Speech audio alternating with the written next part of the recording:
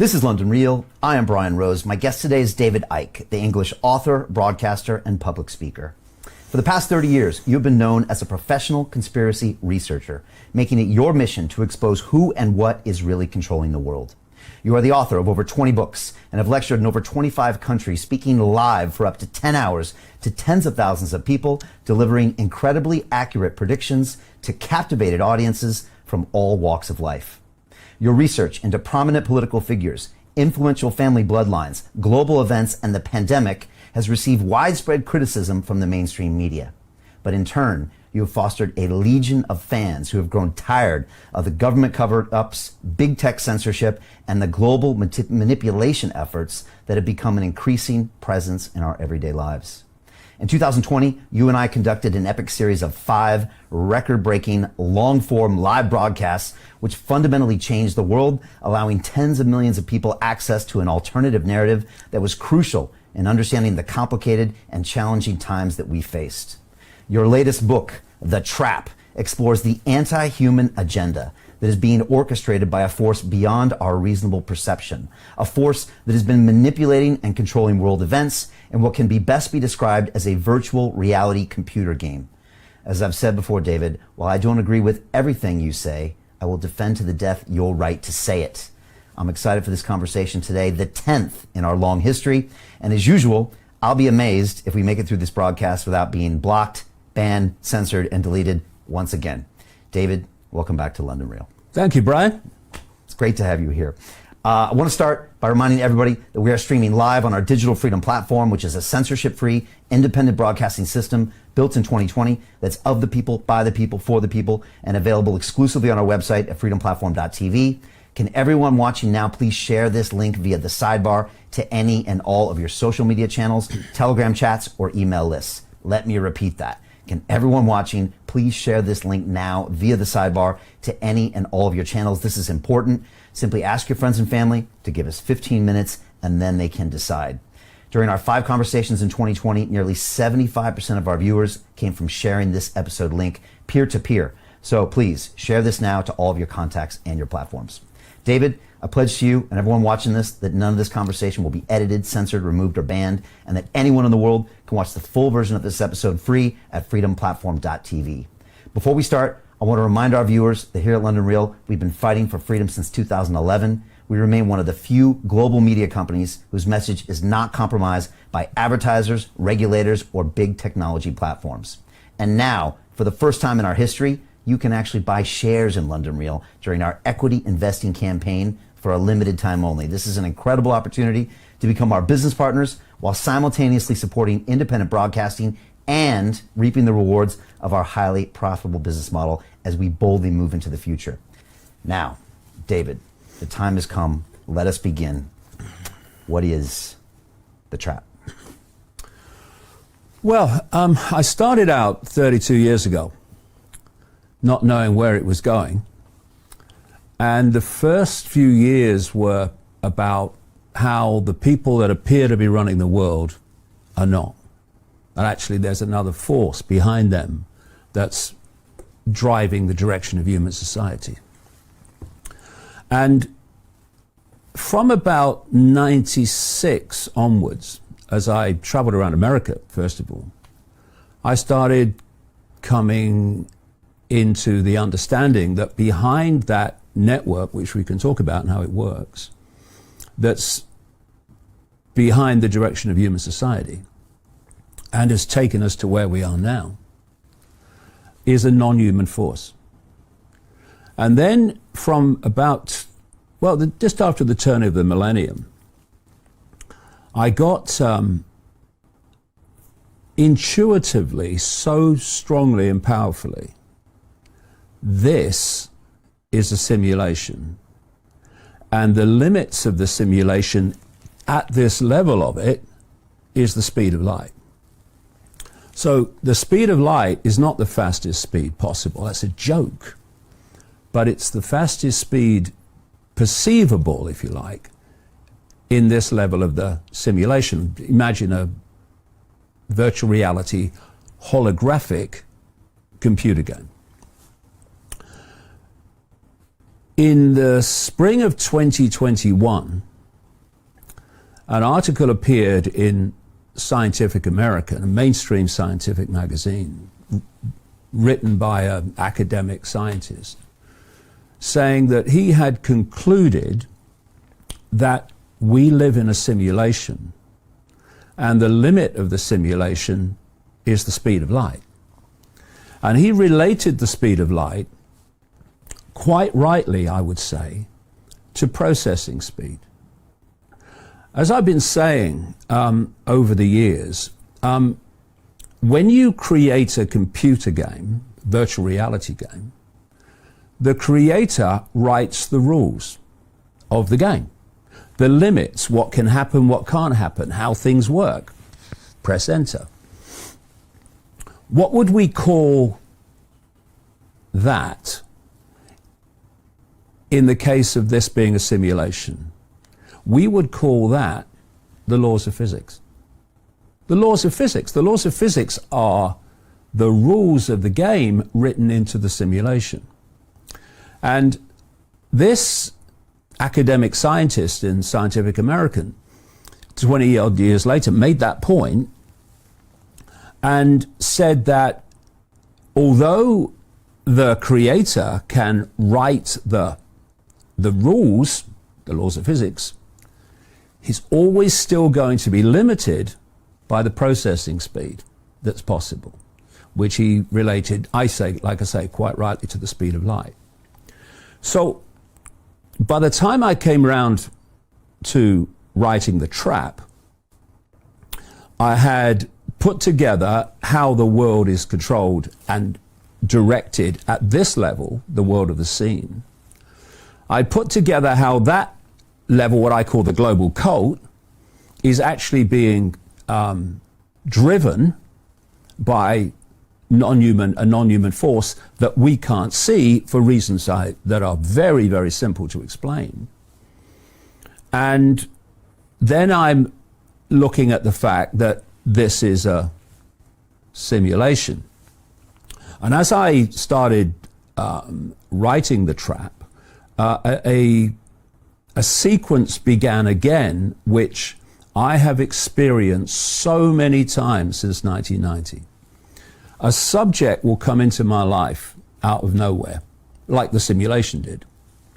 And then suddenly information starts coming to me synchronistically from multiple sources about that subject.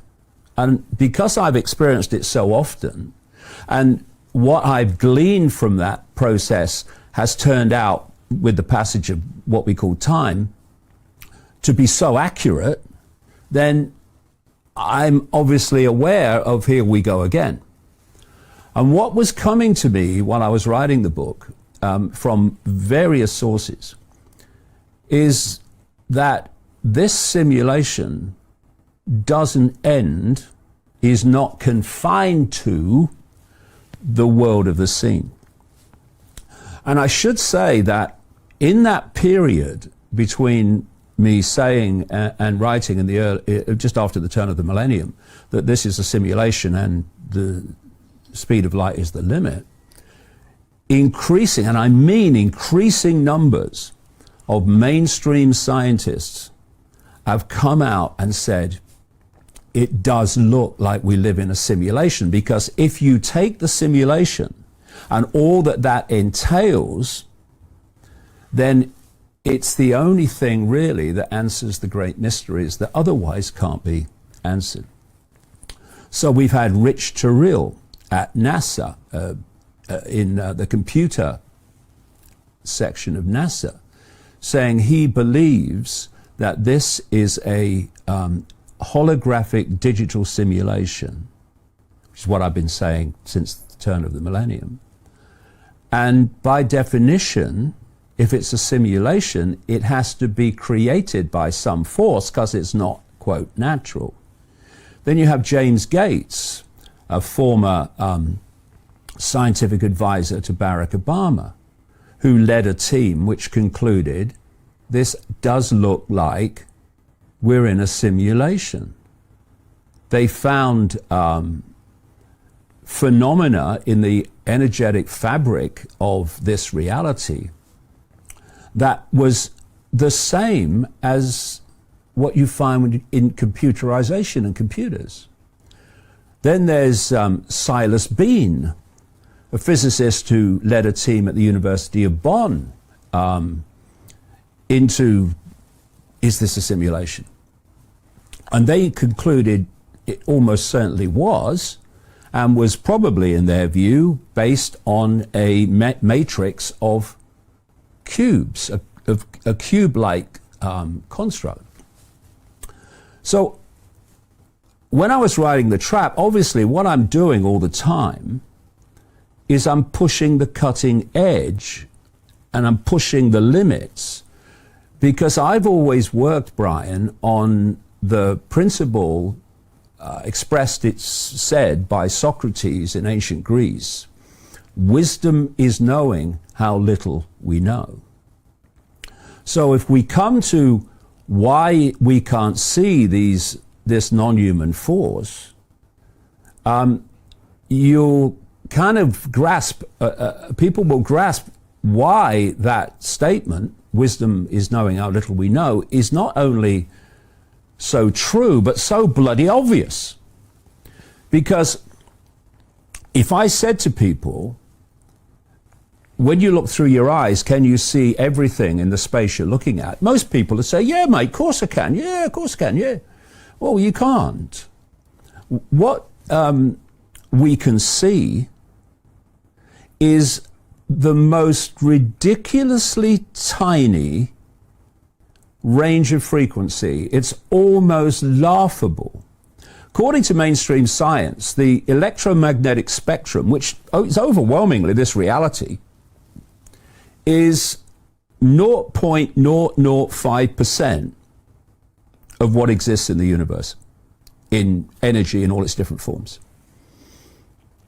Visible light, which is the only band of frequency that we can see, everything we see now is within that band of frequency, is a fraction of the 0.005%. So humans are blind, basically.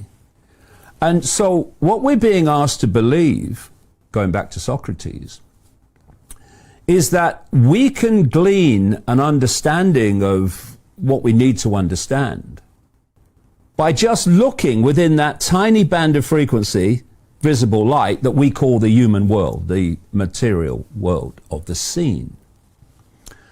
It's ridiculous. And if you look at religions on that basis, they are saying that all you need to know, and if you don't accept this, you're a blasphemer, is between the covers of a single book within a smear of 0.005% of what exists in the universe. So like I say, wisdom is knowing how little we know. It's not only blatantly true, it's breathtakingly bloody obvious. And that's why I keep pushing the edge, because at any point I know there's always more to know. So as I was putting the trap together and all this information was coming towards me, I started to think, well, a number of things. First of all, if this is a simulation, and for most of the human population, this simulation is not a nice place. It's a very challenging place. It's a very sinister place. It's a very unpleasant place. You know, there's people in the West that, you know, kind of live a decent life that they're quite happy with, although increasingly fewer as the economy collapses. But you look at most of the world, you look at Africa, South America, Central America, much of Asia, and you're looking at people really struggling. They're having really challenging lives. And again, you look around the West and you see how many more and more people are going through the same experience. So the question was, why the bloody hell would anyone come here? Why would consciousness enter this reality? And then there was a bigger question. Having experienced it, why would you come back? What Because I've looked at what we call reincarnation over the years of my 30-odd years. And the evidence for it is actually overwhelming. If you look at the experiences of near-death experiences and you look at the amazing, massive number of stories of little children describing their previous lives before their head shuts down. And when the facts, detailed facts, are checked out, they are absolutely exactly right. Now, that's happened so many times to so many people all over the world. Obviously, you know, you go, whoa, this stuff's real.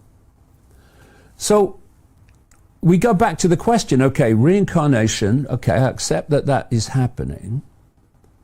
But why would people keep coming back into this reality when it's a shite hole for enormous numbers of the human population? And then you ask, or you look at why we're told it's happening by the Eastern religions. And the New Age, which is the Eastern religions moved west, in fact. And they'll tell you that what happens is you have to keep reincarnating to learn lessons, to evolve to a level of enlightenment where you can not have to keep on the cycle of reincarnation. So, okay. According to the estimates of mainstream science, compared with the perceived size of the universe, planet Earth is the equivalent of a billionth of a pinhead. Okay. So I'm being asked to believe here that you have to keep reincarnating onto, even in this one universe, never mind all the other realities, you have to keep incarnating onto this billionth of a pinhead to learn the lessons to not have to do it. What? And then, why, if you're learning lessons and building on previous lessons to reach enlightenment, why do you forget the lessons you're supposed to have already learned when you come here and you start with a blank sheet of paper again? It makes no sense. It's frankly ridiculous from my perspective. But I also have become convinced from the evidence I've seen over 32 years that reincarnation is real. So what the hell is going on? Well, how about this simulation is not confined to this level that we call the human world. But there are other levels of it which we call the spirit world.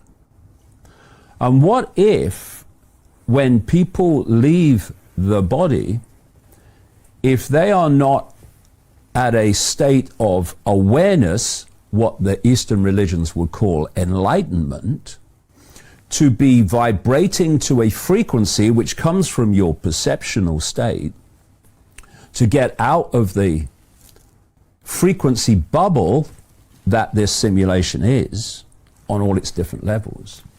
Well, how about you just go back into the cycle and you keep recycling, not actually onto a billionth of a pinhead, but from one, although it just appears like that, but you're actually reincarnating from other levels of the simulation into this level of the simulation, and it just goes on and on and on. And what if, just as people are bewildered by what the hell this world is and what's happening, that when you leave the body, if you've not reached a certain level of awareness of what the hell's going on, which is what the book's all about, then you're bewildered in another way, and you believe, just as you believe you're here for this reason, that reason, or you're here to learn lessons or whatever you believe, outside of this, still in the simulation, you believe that you have to keep coming back here to learn lessons to get out of the cycle. And it was interesting to me that when you look at ancient cultures and cultural beliefs, they do believe in this cycler movement in and out of this reality. And there's a very old esoteric concept of what they call the ring pass knot. The ring pass knot is perceived to be a limit, symbolize it as the outer rim of a bubble, that if you're not in a certain vibrational state, i.e. state of awareness, which is why they relate enlightenment to getting out of here, then you can't get through the ring pass knot. Other beliefs and religious beliefs talk about the Ouroboros, which is the snake eating its own tail, which is symbolic of this limit, this ring pass knot. And so it becomes clear to me that the trap is much bigger than just the manipulation of this reality that we call the human world. It goes beyond that, well beyond that. So you come into this world to learn lessons, but what happens? You suffer from emotional and mental traumas and challenges. It pulls you into depression, into anxiety, into fear, the four-letter word that controls the world and if actually controls the simulation in all its forms. And you leave the body overwhelmingly in a low vibrational state. So you don't get out of here. The idea is that you keep control of perception, i.e. frequency, to the point where no one gets out of here. And, you know, there are traps everywhere. Like there's the trap of, yeah, it's about reincarnation and learning lessons. It's a frickin' trap. It's not about learning lessons. We don't have to learn lessons. We are all that is, has been, and ever can be. We don't have to learn lessons to stop incarnating on a billionth of a pinhead or into this level of the simulation, whichever you choose to symbolize it as. We can reach our own state of enlightenment just by the realization of who we are. And if you look at when you come into this reality, the human world, what are they telling you from cradle to grave to self-identify yourself with? The body and the labels of a human life. They're saying you are a man, you are a woman, you are something in between. You are this sexuality, you are that race, you are this religion, you are that income bracket. All these labels, that's who you are. And if you perceive yourself in those incredibly limited terms, because they're not who we are, they are experiences that who we are, consciousness it's briefly having in a human life. But if you self-identify with those labels, you're self-identifying with limitation. When you self-identify with limitation, your sense of limitation becomes expressed vibrationally in a low vibrational state, which means when you leave this reality, this human reality, you're in a vibrational state that stays in the cycle, round and round and round it goes. And, you know, the other part of the trap is, where did the simulation come from? And I've been writing about this for quite a while. As Rich Terrell at NASA said, if this is a simulation, which he believes it is, who the hell created it? And this brings us to that question I posed earlier. Why can't we see that which is manipulating us in a non-human form, as I say it is? Well, because we can only see this tiny narrow band of frequency called visible light. And the force that is manipulating human society, controlling the simulation, actually created the simulation to enslave us by enslaving our perception. It's what the simulation is, enslavement of perception, is operating outside the band of frequency that we can see. And if we call this reality the third dimension, keep it simple, and a higher or another level of frequency high enough for us not to be able to see it, the fourth dimension is what spiritual people call the astral dimension or the astral plane. When people talk about astral traveling, it's actually traveling with the mind, because the fourth dimension, the astral dimension, is the dimension of mind. And it's from there that this reality is manipulated, controlled, and orchestrated from. And if you look at, you talk to people about other dimensions, even if they accept that that's real, they perceive other dimensions to be way out there. Oh my God, they're way out there, these other dimensions. Well, some of them are. Some of them in frequency terms are so far from the frequency band that we're operating in, it's just ridiculous how far away they are. But other dimensions, like this astral dimension, the lower level of it, the lower frequency level of it, actually is fusing into this. It bleeds into this reality.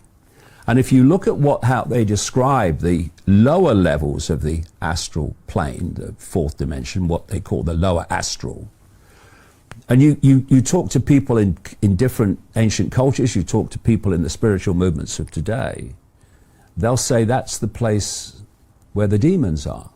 That's the place where the demonic consciousness is. That's where the darkness is, as they would call it. And I've been looking at this over the years, over the decades.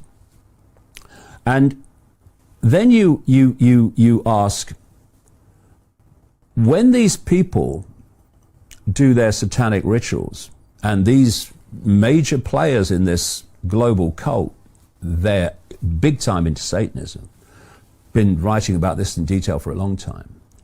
And then you look back and to the ancients who were sacrificing people to the gods.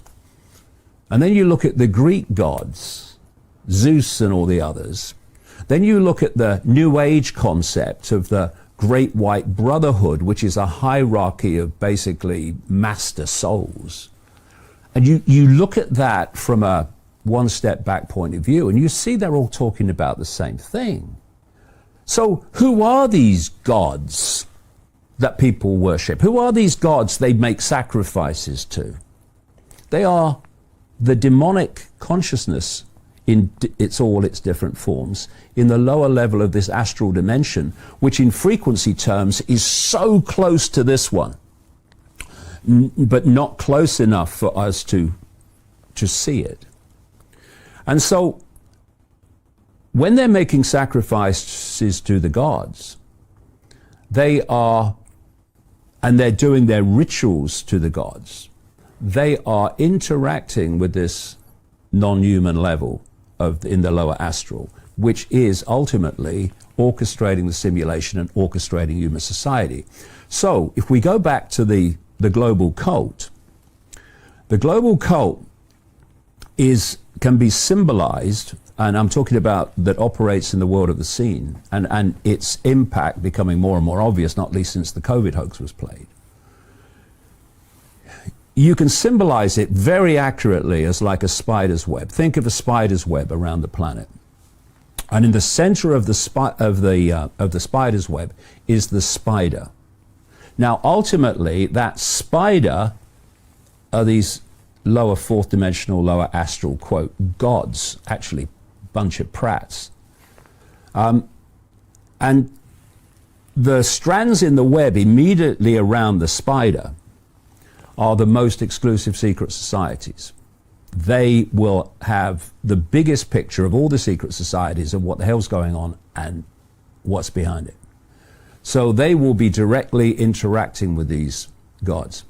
without knowing their gods. Oh no, they know what they're doing. Know. Yeah, I'll come to that too, because so a few thousand people know their gods. Yeah, maybe less. Those gods, quote gods in this lower astral, they also impact upon this reality through certain people. You know, the whole process of possession goes back to the ancient world. They've been talking about possession since the ancient world. I've seen possessed people. I've seen them. I've seen what happens to them. They are completely taken over by another consciousness, another state of awareness. And if they're taken over by this demonic consciousness, and I've seen it, then you see a totally transformed person. So a lot of the people that have become now more and more well known for their manipulation of human society, they are actually just vehicles for these lower astral, quote, gods. So you have the spider, you have the web, and each strand in the web is a secret society, a semi-secret group, or a government agency, Silicon Valley, World Health Organization in the world of the seen. So you've got the agenda for humanity being driven by this non-human force. You've got then the web within our reality that its job is to make that agenda happen. So immediately around the spider, you've got the exclusive secret society. It's the most exclusive. Then you're coming out from the spider and you're hitting the secret societies we do know about. The Freemasons, the real inner core, not Bill and Joe down the local lodge. You're looking at the Knights Templar, the Knights of Malta, Opus Dei, the inner core of the Jesuit order. There's the Skull and Bones Society in America. They're legion. And we know they exist, unlike the ones immediately around the spider, but we don't know ultimately what they're doing. You know, if you don't research it anyway, the population doesn't know. And then you come to a point on the web as you come out, which I call the cusp. And this is the point where the hidden part of the web, the secret society part of the web, meets the seen. And at that cusp, you've got organizations like the Bilderberg Group, the Council on Foreign Relations in America, the Trilateral Commission, the Club of Rome that was created in 1968 to specifically exploit the environment and environmental concerns to justify the centralization of global power. This whole global warming stuff has come out of that. And also at this cusp, you have this explosion now of think tanks and non-governmental organizations, many of which are funded by people like Soros. And their job is to take the agenda coming out from the hidden and to play it out in the seen through governments, government agencies, the banking system, corporations, Silicon Valley, the World Health Organization, the big pharma cartel, etc. And if you don't realize that this global cult web exists, then everything seems random. Organizations seem random. They don't seem connected. Situations seem random. They don't seem connected. They're dots. They're not connected dots, which is very simple the more you know to connect them.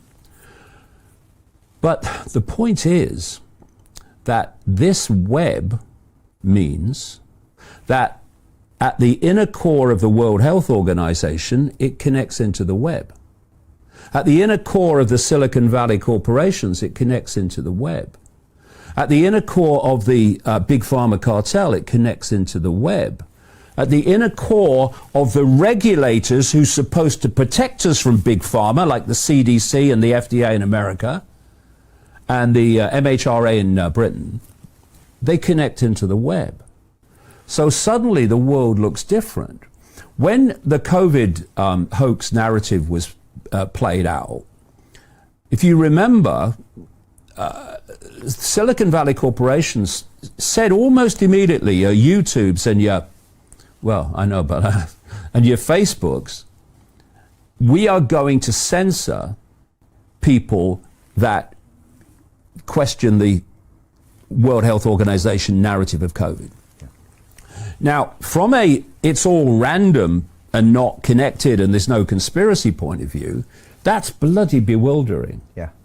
Well, we were there, and it didn't make sense. Why would communication organizations that make their money from people posting their views say right at the start, we are going to censor those that challenge the World Health Organization view? Well, World Health Organization was created by the Rockefellers in 1948. It's currently run by its biggest funder, a Rockefeller gopher called Bill Gates, who appointed this corrupt man from Ethiopia, Tedros, the Director General. And so the World Health Organization is a global cult operation. And as I've said in the books over the years and years and years, it was created specifically to control health policy worldwide under one roof and with a handful of people. That's exactly what's happened. And they want to introduce this treaty in which this corrupt Tedros can announce a pandemic on the basis of no evidence. And once he's done that, all the member countries, which is most of the world, have to do what the World Health Organization tells them. So, web organization. Ooh. Look at the background to Facebook and the background to many of these Silicon Valley platforms. And you'll see the CIA through its technological investment arm called InQtel or IQT. And you'll see DARPA, the technological development arm of the Pentagon, both of which are global cult organizations. And so Silicon Valley is controlled by the web in its inner core. So is the World Health Organization. So what you've got is the World Health Organization putting out the cult narrative, and the Silicon Valley corporations defending the cult narrative through the World Health Organization from exposure to protect the narrative so the narrative goes unchallenged, which without the tenacity of the alternative media, it would have done. And then you look at this fake vaccine, which doesn't meet the criteria of vaccine. They actually changed the criteria to fit when it was pointed out that it doesn't fit the criteria of a vaccine. It's gene therapy. Genetic manipulation through synthetic genetic material. It's not a vaccine. That's why, it's caused mayhem, and enormous numbers of people have died, and growing all the time because the content of the vaccine is self-replicating, not least through nanotechnology, and so it's impacting on the body more and more in so many people. And even more than have died, and they're enormous numbers now, are even a greater number who've had their health destroyed for life. And you look at the trials that Pfizer and Moderna and all these people that are doing this mRNA synthetic genetic material fake vaccine, they don't exist. And those that were done, as they'd been forced to reveal the contents of the trials, pathetic as they were, they did do, it's becoming obvious that they knew what was going to happen because the trials showed them. Pfizer tried to, with help from the government agencies in America, who's supposed to be protecting us from Pfizer, tried to get them shut down for 75 years. That no one would see the contents of the trials for 75 years. Fortunately, a judge overturned that, and what's come out is unbelievable. They knew that women were going to lose their children in pregnancy in great numbers, vast numbers. And you had television doctors in this country, pathetic, going on television, and if a doctor goes on television, he's going to give you the official version, because a doctor that won't will never get on there. We're telling people at the same time, pregnant women, it's perfectly safe and effective. No problems with it. Well, they didn't know that. So So why would government agencies like the CDC and the FDA and the MHRA in Britain give permission to Pfizer, Moderna, and these other clowns and psychopaths to use this fake vaccine on people without any proper trials, and when the trials that were done were catastrophic? Why would they do that? Same story. Big Pharma was in effect created by the Rockefellers. J.D. Rockefeller, the oil tycoon. A whole story in detail can be told about that. Big Pharma is a global cult operation. But the global cult also controls the CDC, the FDA, and the MHRA in Britain. And so what's happening is Pfizer and Moderna are going to these agencies, Pfizer and Moderna being expressions of the global cult, to ask other expressions of the global cult, the regulatory agencies, to give them permission to use the fake vaccine, which is the global cult agenda that it's used. And that's why, despite the catastrophic effects on people, covered up by a media that beggars belief in terms of its corruption and stupidity, because they've got kids as well, despite, even by government figures, like the VAERS system in America and the yellow card system in Britain, where doctors and people report the effects of vaccines. And a Harvard study, I think it was in 2010, found that only about 1% of fake vaccine and vaccine reports actually get onto these systems. And even that small number is massive now, right? And yet, these agencies, these regulatory agencies, keep giving permission to these pharmaceutical companies to give not only the fake vaccine they've already created to lower and lower age groups, right down to babies, but they've just given Moderna, in Britain, permission to use another one that's not been tested. Why? Where's the protection? Big Pharma, owned by the cult. Regulatory agencies, owned by the cult. The cult is asking the cult for permission to advance the cult agenda by jabbing the global population. And so the trap is multiple leveled.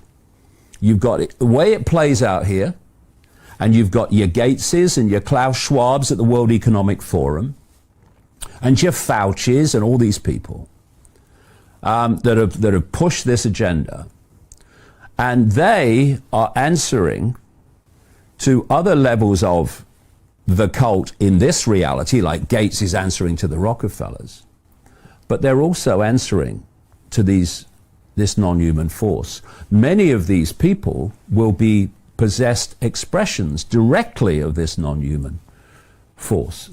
And then, when you get out of here, you're hitting these other levels of the simulation that are recycling you back in the form of what's called soul. But we talked before.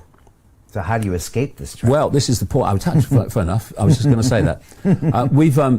We talked before about the way to get out of here, the way to get beyond this trap at this level. Right. Detaching from the senses. But the answer, getting out the whole thing, is exactly the same. It's the same answer.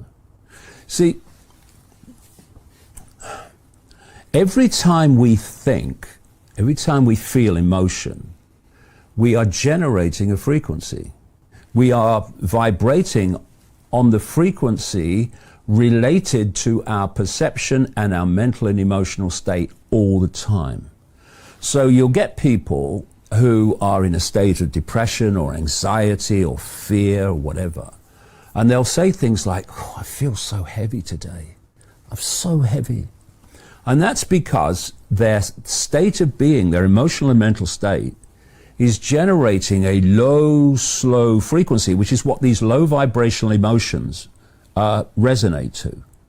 And so they feel heavy because their energy field becomes dense, because it's not vibrating quickly. And then people who are feeling joy and love and happiness, they'll say, I feel so light today, right? Because they, from that mental and emotional state, are generating frequencies, very high, fast frequencies, that make their energetic field vibrate very quickly. Now, this ring pass knot is only stopping people getting out of this nonsense if they stay within the frequency of this ring pass knot. And this is why this force and its global network, its global cult, does not want people joyful. It doesn't want people happy. It doesn't want people expressing love. It wants people in anxiety and fear and what's going to happen next and what about the kids and are we going to put food on the table and what about the rent and oh my God, have you seen the price of energy? That's what they want. Oh God, there's a war now. That's what they want because those responses, those emotional states are holding you within the simulation, within the ring pass knot, or the Ouroboros as some call it, like I say. So when you leave the body and you are in a higher enough vibrational state to pass the ring pass knot, you just go through it. You see, you know, you can have two radio stations in the same analog system who are on completely different wavelengths, and one goes straight through the other. They're in the same space, but they're not interfering with each other. To the two radio stations, their wavelengths are so far apart, the other one doesn't exist, not even aware of it. So when you leave the body in this high vibrational state, there is no ring pass knot to you. But if you're in a low vibrational state within its frequency range of the simulation, you won't get out. So I stay in the simulation. Yeah, and the reincarnation cycle goes on and on and on and on. And so it comes down in the end, and this relates to something I mentioned earlier, it comes down in the end to self-identity. See, one of the things I also question and challenge in the trap is this concept of soul. I know it may seem like semantics and words, but they're words to describe something that's different to something else. So people that believe that death doesn't mean the end, you're not just a body and you die and then you disappear. They talk about soul. Religions talk about soul. But soul is that level of consciousness that is recycled through the reincarnation cycle. For me, what we are, and I'll use this term, we are spirit. And I'll use the definition of spirit to me is that which is aware that it is all that is, has been, and ever can be. It is not the body, that's an experience. It's not even soul, that's an experience. It is spirit that is connected to all other spirit. At that level of awareness, you know that you are a point of attention within all that is, has been, and ever can be. That level of awareness, that level of self-identity means that you are vibrating at such a level that this simulation can't hold you. If you define yourself as soul, which is, again, still part of separation, because that's the whole point of the simulation.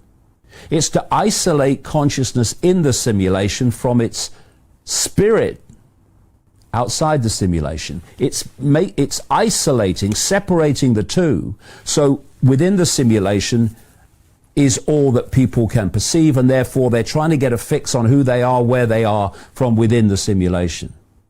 And it's all about separation. So, just as a quick aside, if you wanted to give people consciousness in this reality, for instance, a sense of apartness, a sense of separation, a sense of aloneness, a sense of powerlessness, would you create a simulation where there were multiple worlds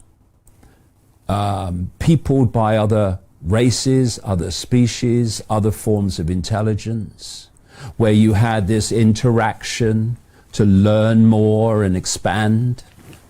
Would you do that if you wanted people in this sense of isolation and separation and aloneness? No, no. You'd say, gonna create a simulation where there seems to be no other life. So you look at the night sky and you're seeing all those lights, all the stars, all those planets, and if what they say about it is true, this is just an absolute fraction of what possibly exists, although I think there's more to know about that. You would get people in your simulated reality to think that despite all those lights, there's nothing out there. There's no other life. Because that gives you a sense of aloneness, of apartness, of separation. And the interaction, the, if you like, extraterrestrial interaction, if you look at it, is all it's all done as we would say on the quiet. You know what I mean? It's not, they don't just come out and say, here we are. Yeah. It's all on the quiet. So and so had this experience, so and so was abducted, all this, it's all done surreptitiously rather than openly. In the open world, we live in a lifeless universe and there is no other life but us. I mean, that's the ultimate separation, isn't it? And there's this concept called the Fermi paradox, which a bloke called Fermi, hence the name, came up with, an Italian. And the Fermi paradox was, all those bloody lights, all those planets, all those stars, where are the aliens? Where are the aliens? Well, if there was interaction between us and, quote, enormous numbers of aliens that you would expect in the universe, then humans would be a very different species. They'd be very much more aware, very much more knowledgeable, very much more understanding of where they are and who they are and what's going on. So, press enter, lifeless universe. It's all a simulation. Look into the night sky, you're looking at a holographic, that's why it looks so 3D and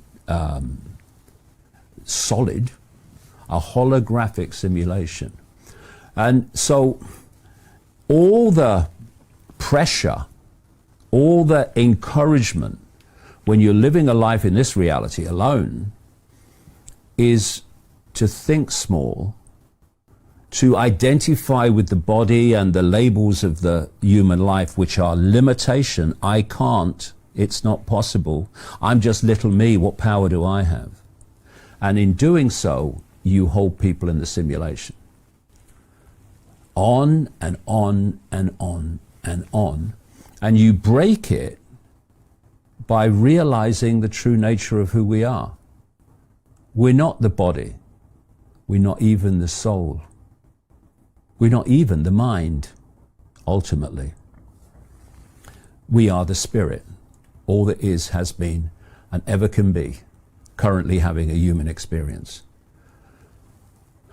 But separation means that people are looking to get a fix on who they are, where they are, from information being fed to them within the simulation.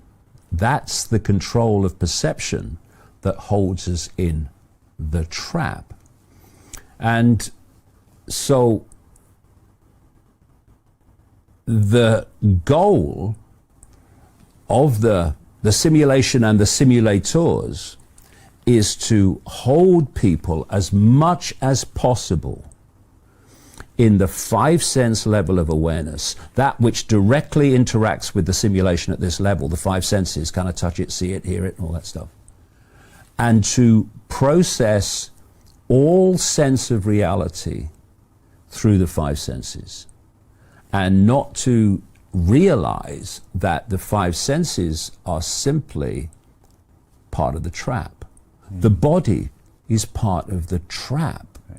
The body is designed to interact with the simulation. Simple analogy. You put the headset on. That's you entering a physical body. The headset in a virtual reality game. Now, you are being fed information through the headset that then starts to dictate your reality. You see people, they're standing in a room, maybe a studio like this, whatever, room like this, and suddenly they're going, oh my God, oh my God, oh my God. And you're standing there going, what the bloody hell's going on? Their reality is being dictated by the information being fed from the headset to the brain. And if you look at what a simulation is doing when they put the gloves on, they put the headset on, and they put the audio on, what is a virtual reality game doing? It's overriding the 5 senses and feeding them a different source of information, which they then decode into a reality that means that they think it's real. But with a virtual reality game headset, you have the ability to go, whoa, the world's not like this. Imagine you're born with a headset on. You go through your life with a headset on. You go to your, quote, grave with a headset still on. What's going to dictate your sense of reality your entire life? The headset, the simulation. And what we are looking at in terms of the reality we experience is precisely that, except on a far greater, massively more advanced level.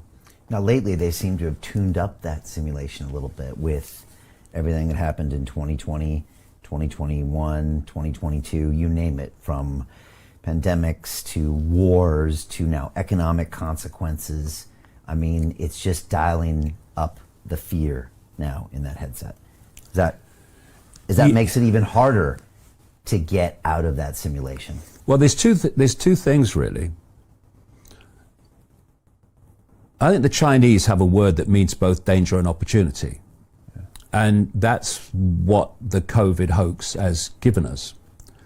Because, you know, when I started out researching this 32 years ago, virtually no one wanted to know. All the way through the 90s, virtually no one wanted to know. Into the 2000s, very few wanted to know. And then it started to build. And then once COVID took off, and a lot more people realized that what's been in my books for 30 years is actually now happening on the TV news, people started to look at it differently now. So what you've had, because you know, you hear people in the alternative media, I do completely understand it, who maybe haven't been doing it as long as I have, who say, why aren't more people waking up? Well, they should have been with me in 1990, 91, 92, 93, 94, 95, 96 and onwards about why aren't more people waking up. They should have seen what it was like then. From my perspective of that, I look at the world now and I'm absolutely overjoyed, because the numbers of people who are looking at the world and themselves and their self-identity in a new light is absolutely fantastic. I've gone from walking down the street in the 90s being laughed at and shouted at and ridiculed, to people stopping me in the street all over the bloody world, asking me serious questions about what's going on and thanking me for exposing it. Now that is a transformation that is absolutely incredible compared with where we were in late 2019, early 2020, compared with where we are now. The numbers who are seeing it are just amazing. So I said at the time, I said it in our interviews, our early ones in after the COVID thing started, that this cult has now entered the room and it's heard the door click behind it. I said a long time ago, there's going to come a time when what they're doing under the radar to move forward in preparing for what they want to do, there's going to come a time when it has to break the surface. Because if you're going to transform human society, there comes a point where it has to be transformed in front of people's eyes. And then you can't hide it anymore. So what you do then is you move from hiding it to selling it, which is what they're in now. But the difference between now and early 2020 is that the number of people now who no longer trust what they're told is phenomenal compared with what went on before. I remember, I don't read comments much on stories, but I read comments depressingly around the time we did those first interviews in the spring of 2020. And there were the comments. Oh, yeah, it's a deadly virus, and people don't wear this and masks and all that through the summer it went. And in the spring of 20, those people that don't want to lock down or go out, don't do the bit. Oh, God, yeah. You're killing people. Yeah. Now you look. When they come out with the next one, there's a monkeypox epidemic, right? Yeah, okay. And you look at the comments. Another fake vaccine comes out, the Moderna one, just agreed by Britain, the first country to do it, for the Omicron variant. Omicron being an anagram rather of moron or moronic, which is perfect. And you look at the comments, totally different. They've got it. They've seen what's going on in great numbers. So there's a lot to be encouraged by, as well as a lot to be challenged by. But the point I'm making here is that we have to go. This is why the trap is the deepest in the rabbit hole I've gone so far. We've got to go from just seeing this level of it and the manipulation that's going on. A lot of people have got that now. To realize that it's much bigger than just that this is just the movie screen. What's happening to make the movie screen happen? And how are we, in the end, trapped in the circumstances we are? And if you look at it on different levels, you'll see the same thing. So what I've been talking about so far is the fact that if you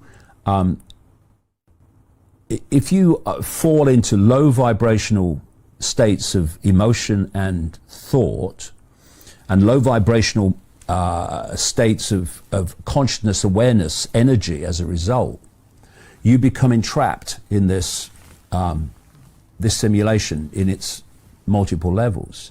But then you bring that down to a practical level here, and you take the emotions and the thoughts that entrap us at that level, and you bring them into this world, and you see how exactly the same emotions entrap us here. Fear. There's coming up to 8 billion people in this world. If you got to the core of this global cult, you get them into a single room. You add all the people in full knowledge who are driving this agenda. You add the law enforcement and the military who are imposing this agenda, and these gophers who are administering this agenda with no idea there is an agenda. And then you compare that number with the nearly 8 billion people who are being manipulated and being imposed upon. That number is still tiny. There's no way that that number of people can impose their will on 8 billion. Impossible, unless the 8 billion, in vast numbers of the 8 billion, acquiesce to the few. That's the only way it can happen. And why do people acquiesce? Two reasons. One, then they don't have the self-respect, because that's what it is. They don't have the self-respect to question authority and what authority tells them. They just do it without question. And then there's so that's the low vibrational, mental, emotional state of those people. They have no self-respect. They think, I'm just little me, I'm here to do what authority tells me. Authority knows best because I can't possibly, because I'm just little me. And that expresses itself in enslavement. And it expresses itself vibrationally to create that level of enslavement. But in this world, it's enslavement. Then you've got the other group, and they're the ones that don't want to do what they're told, but they're frightened of not doing so. They're fearful of the consequences of not acquiescing and obeying. As a result, they conform.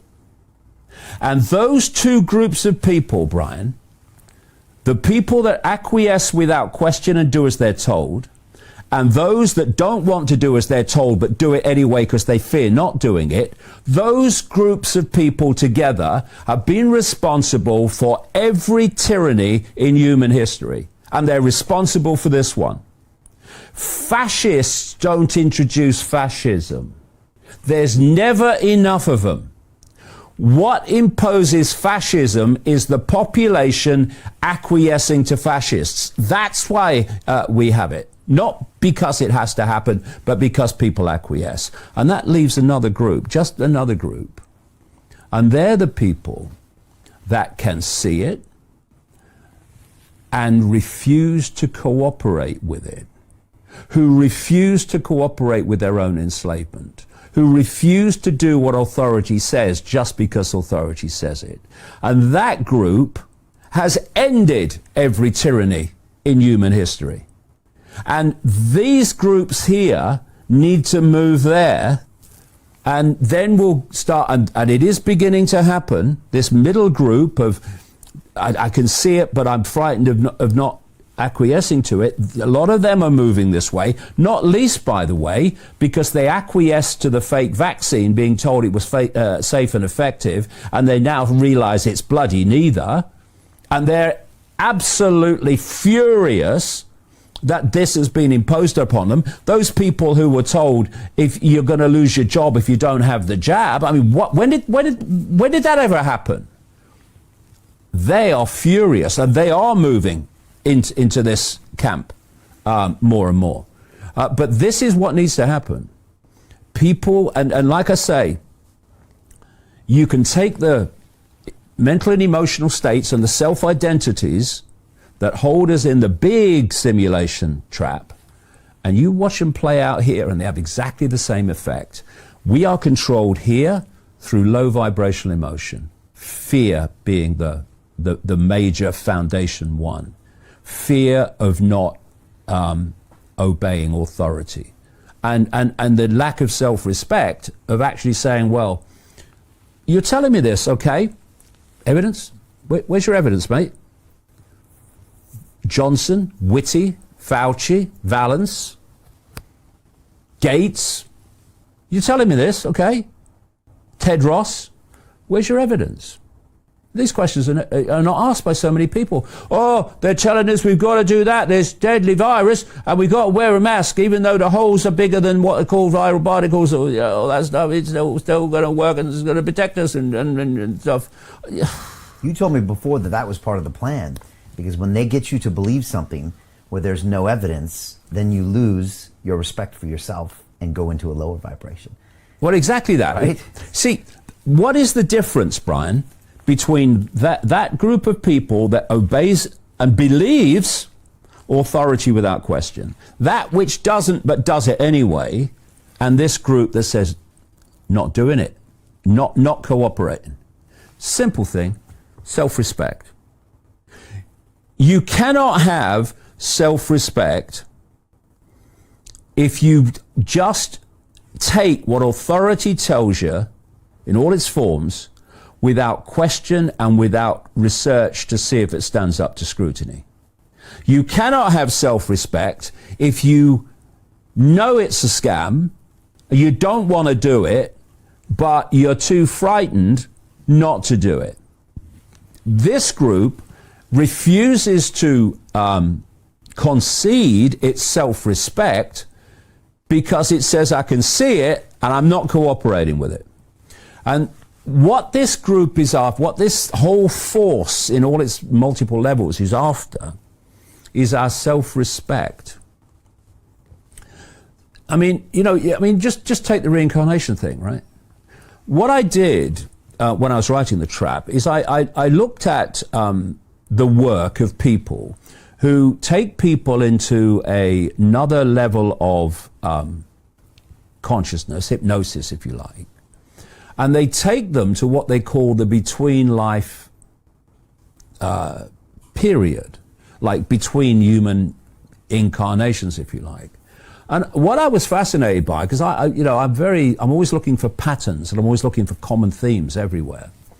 And the common themes were very, very compelling again. And I'm looking at how they're describing the life in the between world state, between life state in the human life state in the so-called spirit world.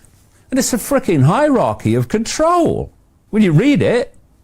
And that's again self-respect.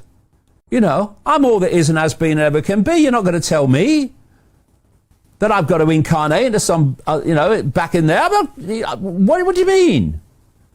Who are you to tell me? It just goes on. It's the same process.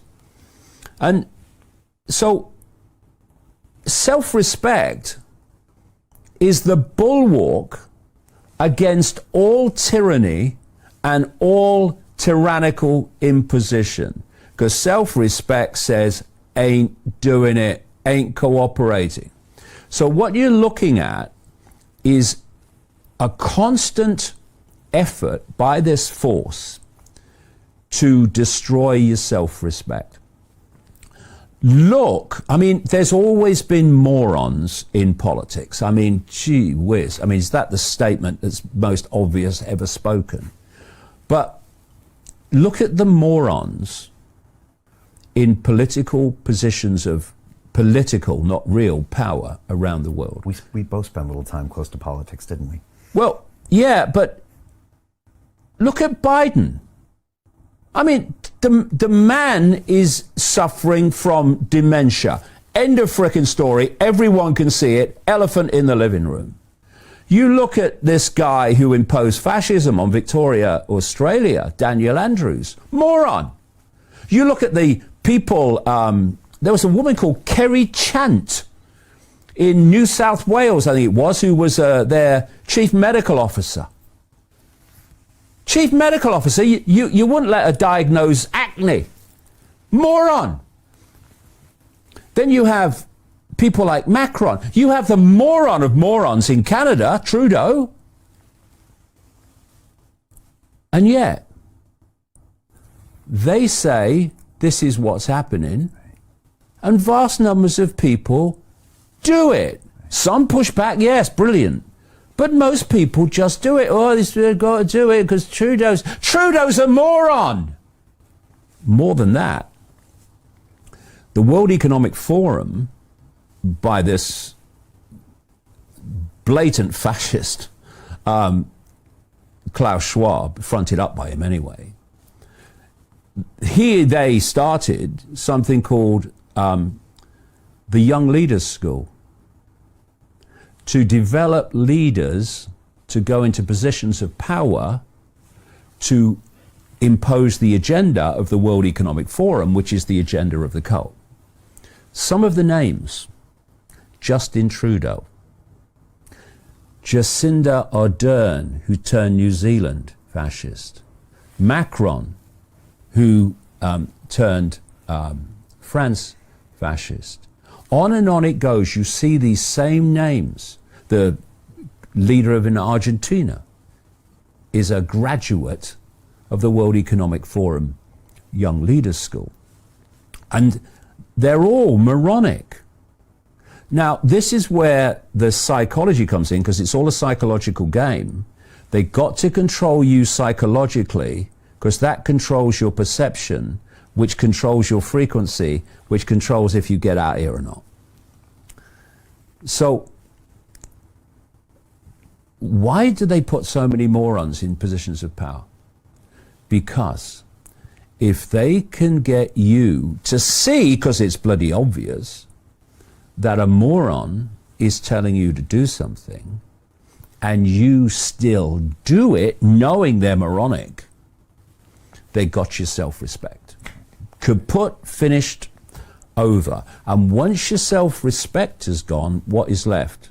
Submission. That's all that remains, submission. And that's why they're after people's self-respect. In all these areas now, they want to make them, and this is why we talked about the first interview we did when lockdown was coming in, that a great consequence of lockdown is going to be economic. It was obvious that it was going to be economic. They were shutting businesses down. Why wouldn't it be? Well, they didn't shut the big businesses down, just the smaller ones and the medium ones. But that was the first shot below the waterline for the world economy, and that's gone on. They're using the global warming hoax to justify the destruction of energy supply.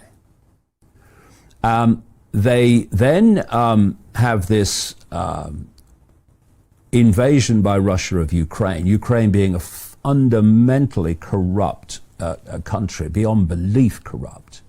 And the invasion was sanctioned by Vladimir Putin, which, according to Klaus Schwab, Putin is a graduate of the Young Leaders School, according to him in an interview anyway. And so then the West say, we can't have this. It's all a game, it's all theater. We're putting sanctions against Russia. Yeah, okay. So what sanctions are you going to put in for? Oh, we're going to do this, we're going to do that. Oh, right. So what you're doing is you're saying we're going to put sanctions against Russia, but what you're actually doing is sanctioning the West.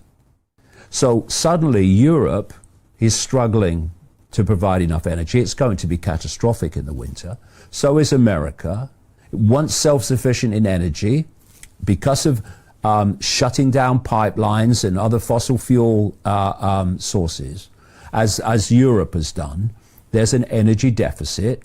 And then you've got Russia and China, who are just going along and using fossil fuels like before, with no shutting it down at all, and more coal-fired power stations being produced in China.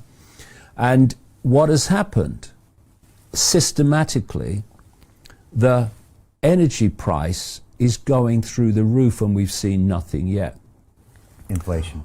Inflation. And another thing about inflation, look at all the fresh air, so-called printed money, based on nothing, that was produced to respond to COVID. As I've said over the years, this agenda is to create a world government, and it would dictate to every community, and we would see the end of countries. So what's happening is, and not least because of what's happened with the COVID, the hoax, is that countries have gone into fantastic amounts of debt, and by pouring money into the economy, fresh air money backed by nothing, And that's created this massive inflation, but it's also created massive debt. We've just had the American government introduce something called the Inflation Reduction Bill that does nothing to reduce inflation, it never meant to, but has is going to put another $750 billion into the economy, massively increasing inflation. At the same time, over this period, and this is all part of the big chessboard, at the same time, over decades, we've had Western companies, Western governments supporting it, not least in America, who have transferred production to China and the Far East controlled by China. So now China, the alleged enemy, and I say alleged enemy because China's controlled by the cult, just as the West is controlled by the cult. It's all a game. There's no borders with the cult. That's for only public consumption. China now has massive control of the global supply chain. And so it has control of even basic things like, from a medical point of view, antibiotics. Right up into the 90% of antibiotics in America come from China, right? That's what's happened. So why has the American government, under successive administrations and American corporations, been transferring control of the supply chain to China? Because China is owned by the cult, and America, the government, corporations, is owned by the cult. And so they've been doing what advances the cult agenda. Why have they been giving it to China? The Mao Revolution in China was a cult revolution, and it was designed to create a closed society, for a long time it was, within which a global control system could be played out, to incubate and develop within the Chinese borders a surveillance and control system based on technology and AI, which when perfected and incubated would be played out across the world and become the global system.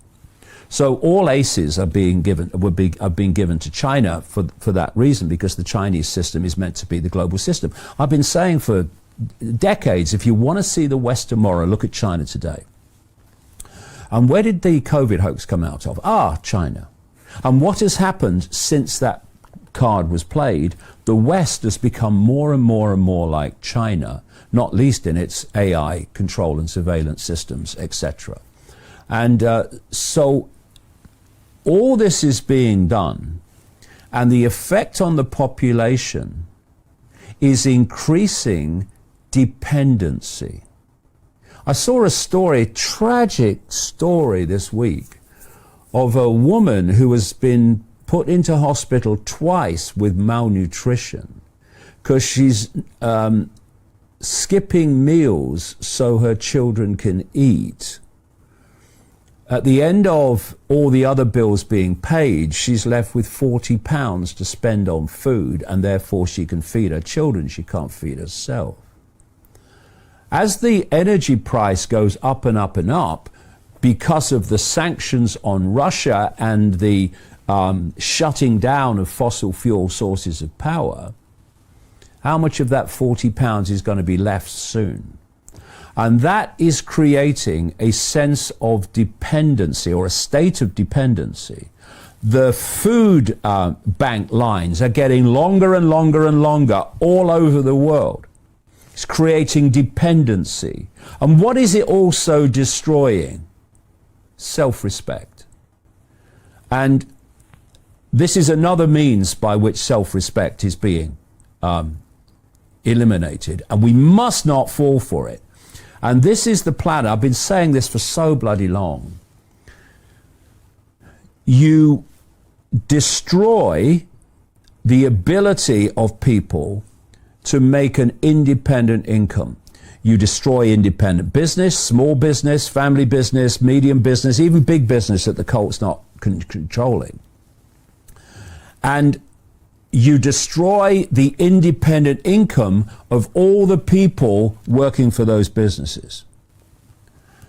You are destroying jobs at a fantastic rate by replacing people with AI and technology faster and faster and faster. And so what you're doing is creating, and it's being fueled by what's happening with the supply chains, which you destroy supply chains, the price goes up, inflation, price goes up, energy price up. All that's happening. You're creating enormous and gatheringly enormous numbers of people who have no means of the basics of life. And if you want another word for control, it is dependency. Dependency equals control by that on which you depend. And thus, this was in my book so long ago. The plan is that they come forward and they say the world is in such a mess, and these countries and these national governments have caused it, even though we, who are now saying we'll sort out the mess, have been working through those governments and the gophers in that government to bring about the very mess we now say we will sort out, problem, reaction, solution. We must have a great reset to save the world and people. They're going to come forward, it's already happening, and they're going to say the only way to sort this out is to have people given a guaranteed income. They're already talking about it, aren't they? And the guaranteed income, I was writing this in the books way before it was ever mentioned publicly, but now it's everywhere.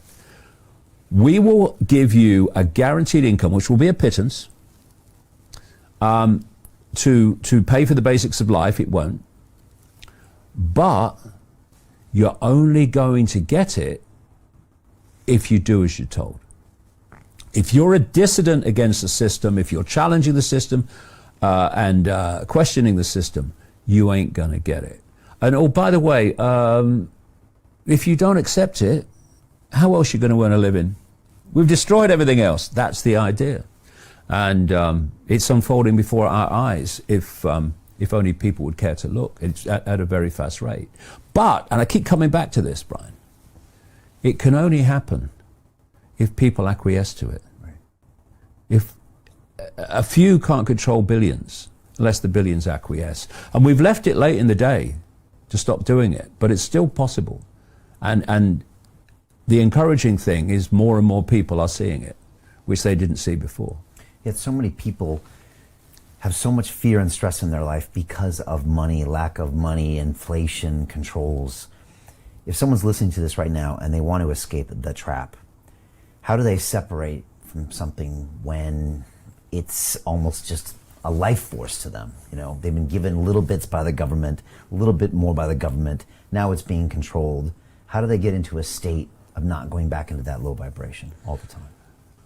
Well, I mean, what people have got to start doing is starting to organise among themselves into mutual support groups outside of the system. And this is happening. There are more and more people who are starting to do this.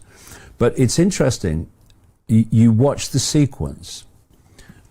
As I've said for years and years, know the outcome and you'll see the journey. Know where we're being taken and you'll see the steps every day in that direction. If you don't know the outcome, those steps seem random and unexplainable. You know the outcome, you can see exactly why they're being done. This guaranteed income, people were being prepared for it by the COVID payments. How many people were quite happy with lockdown because they were getting a good chunk of their income paid by the government? A lot of businesses weren't, they went under, but employees were, and therefore that they were dependent on the government in that period. And it got a lot of them used to being dependent on the government. And now a lot of people, they don't want to go back to how it was before. They want to work from home and all that stuff, separation. And so you can see the progression of preparing people for this dependency state, control state, which is leading to this guaranteed income. And so when you, this also explains to a large extent this apparent kind of contradiction where you have lots of jobs that can't be filled because nobody bloody wants them. And we've got this problem. We're short-staffed. I said to a guy once, well, employ some taller people. But we're short-staffed, and you're short-staffed. Well, there's lots of people who haven't got jobs. Why are you short-staffed? And it's this seed change that's going on from making your own independent income and it's going to a point where you're dependent on the government. And the more they destroy the economy, which is the whole plan, the more you become dependent on the government. And this is another thing. As well as vastly rising energy prices and the price of everything else, you've got the rising price of food. Food's going through the roof. Isn't it amazing how many food processing plants in America have been destroyed by fire, including small planes flying into them, and how many chickens and other birds in farms have been destroyed in their multi-millions in America alone because of, quote, bird flu. By the way, how do you know they've got bird flu? Well, they tested positive with a PCR test. Yeah, that's not testing for a virus, mate. Just as it wasn't testing for COVID. Because as the creator, Kerry Mullis, said, and I remember I said this, on April the 6th, 2020, the PCR test is not testing for a virus, and the creator, Kerry Mullis, a biochemist in America who won the Nobel Prize for developing it because of what it did was brilliant, but what it didn't do, as he said, is tell you if you're sick or not. And yet they've been using the PCR test not only to test for COVID, that's where the cases have come from, but to test for bird flu, and millions and millions of birds are being killed, tens of millions actually, because they've tested positive with a test not testing for the virus they are supposed to have. And then you ask the question, why is Bill Gates, Mr. Vaccine, Mr. Fake Vaccine, Bill Gates, or Mr. We're all going to die from global warming, Gates, why is he now the biggest owner of farmland in America and food production land? Why has the Dutch government, a guy called Rutte, the Prime Minister, completely owned by the World Economic Forum and Klaus Schwab, why has he just announced that the Netherlands, the second biggest exporter of food in the world, is targeting farmers to destroy them and get them off the land, which is where all these farming protests in the Netherlands have come from? At a time of food shortages and supply chain problems, you are targeting the second biggest exporter of food in the bloody world to destroy its farming base? Why are you doing that? If people depend on you for what's left of the food, you control them.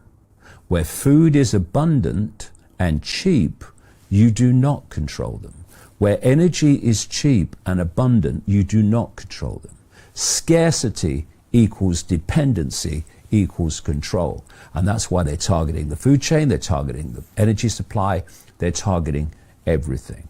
And this is where the global warming hoax target energy, and the COVID hoax, and the war in Ukraine, and all these things come together into the same pattern to the same end. You look at the solutions to global warming and its centralization of power and control over the fine detail of your life. You look at the solutions to COVID, what was it? the centralized control over the fine detail of your life. And what gives them that control? Energy prices going through the roof, food prices going through the roof, and so on. It's all connected, and it's happening in front of our eyes. And what's great, as I say, is more and more people are seeing it and connecting the dots and realizing the world I thought I was living in is not the world I'm living in. Yeah. What's going to happen at the end of this year? It's August now. Are we going to see another lockdown for winter? And what does it look like for the next year or two, do you think? And you'd called it the totalitarian tiptoe before, where they take things away from you, they give a few things back, but now you're conditioned to that, whether that comes to checks, to lockdowns, to mandatory masks and vaccines. How do you see this playing out? Well, it's all a psychological game. Whatever they do in the so-called outer world is aimed at your mind. So masks were aimed at your mind. That was, if you want to literally symbolize silence, put something over someone's mouth.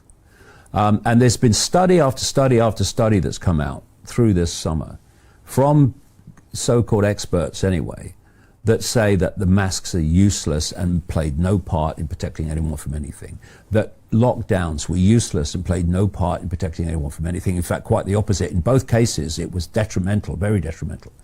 And so obviously these things were not put into place to do what they said they were doing them for. They were for the reasons and many more that we've talked about.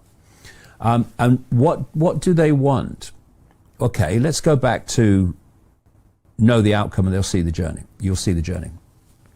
This is what they want. They want a global system whereby a tiny few at the top of the pyramid hierarchy are controlling, again, the fine detail of the lives of everyone on the planet. And I've called this way back, decades, I called it something else before, but since the Hunger Games movie trilogy came out, I have called it the Hunger Games Society. And just make the point, this was in my books long, long, long before COVID appeared. If you imagine a pyramid, the top of the pyramid is a tiny few people, the inner core of this cult. People call it the 1%, much less than 1%. At the bottom of the pyramid is basically the rest of humanity.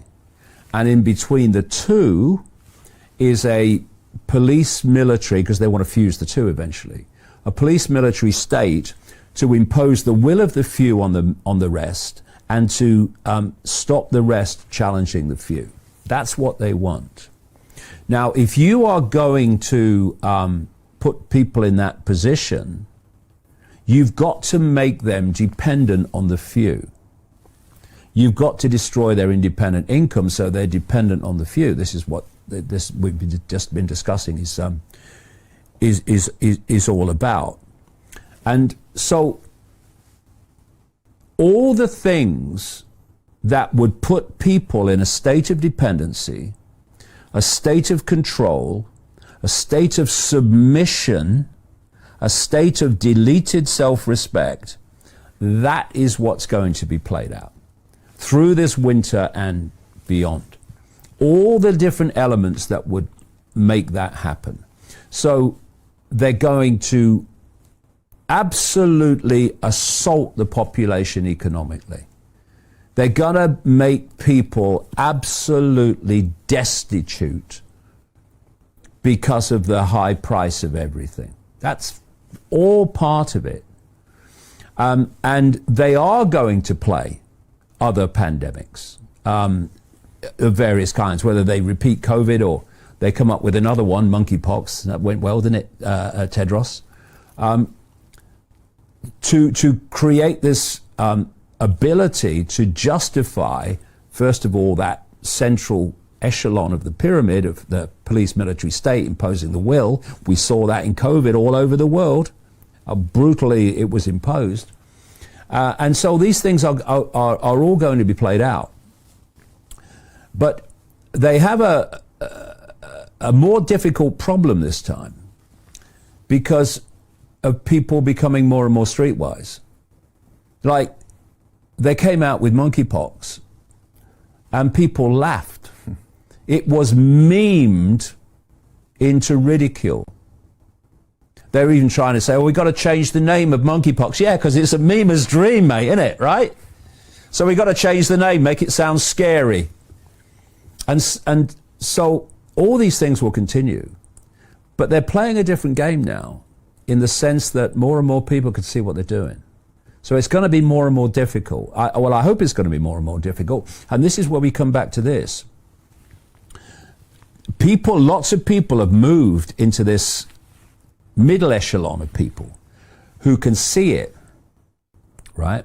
But so far, fear of not acquiescing has made them, acquiesce to it.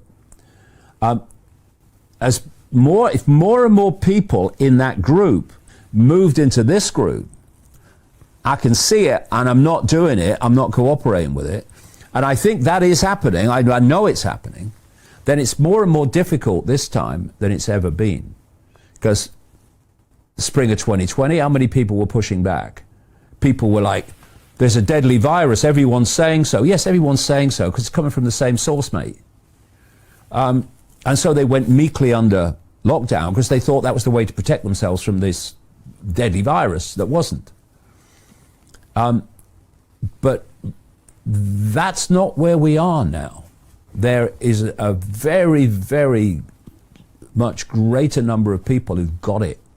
They've got it. You can see it in the comments, like I said, on the stories. I've got it. The way they're reacting. Oh, they're new vaccine. Oh, yeah, I can see what's going on. Yeah, they got it. So they're playing a different game now. And it's going to be much more difficult for them to sell it. Well, it's in the sense of vast numbers of people, it's going to be impossible for them to sell it. The question is, how many people who can see it, because they're not buying it, how many will move into this group of people and say, we're not cooperating? That will decide where we go from here. And, you know, people must understand this, Brian. They are cooperating with total and utter evil. It's one of the most difficult things to get across over the decades has been the level of evil we're dealing with, because people don't normally in their everyday lives interact with that level of evil. So it's very difficult for them to comprehend it. And you hear people say, they'd never do that. Oh, not only would they do it, they'll get off on it, mate. The more suffering, the more they get off on it. This is what we're dealing with. These people have no empathy, no compassion.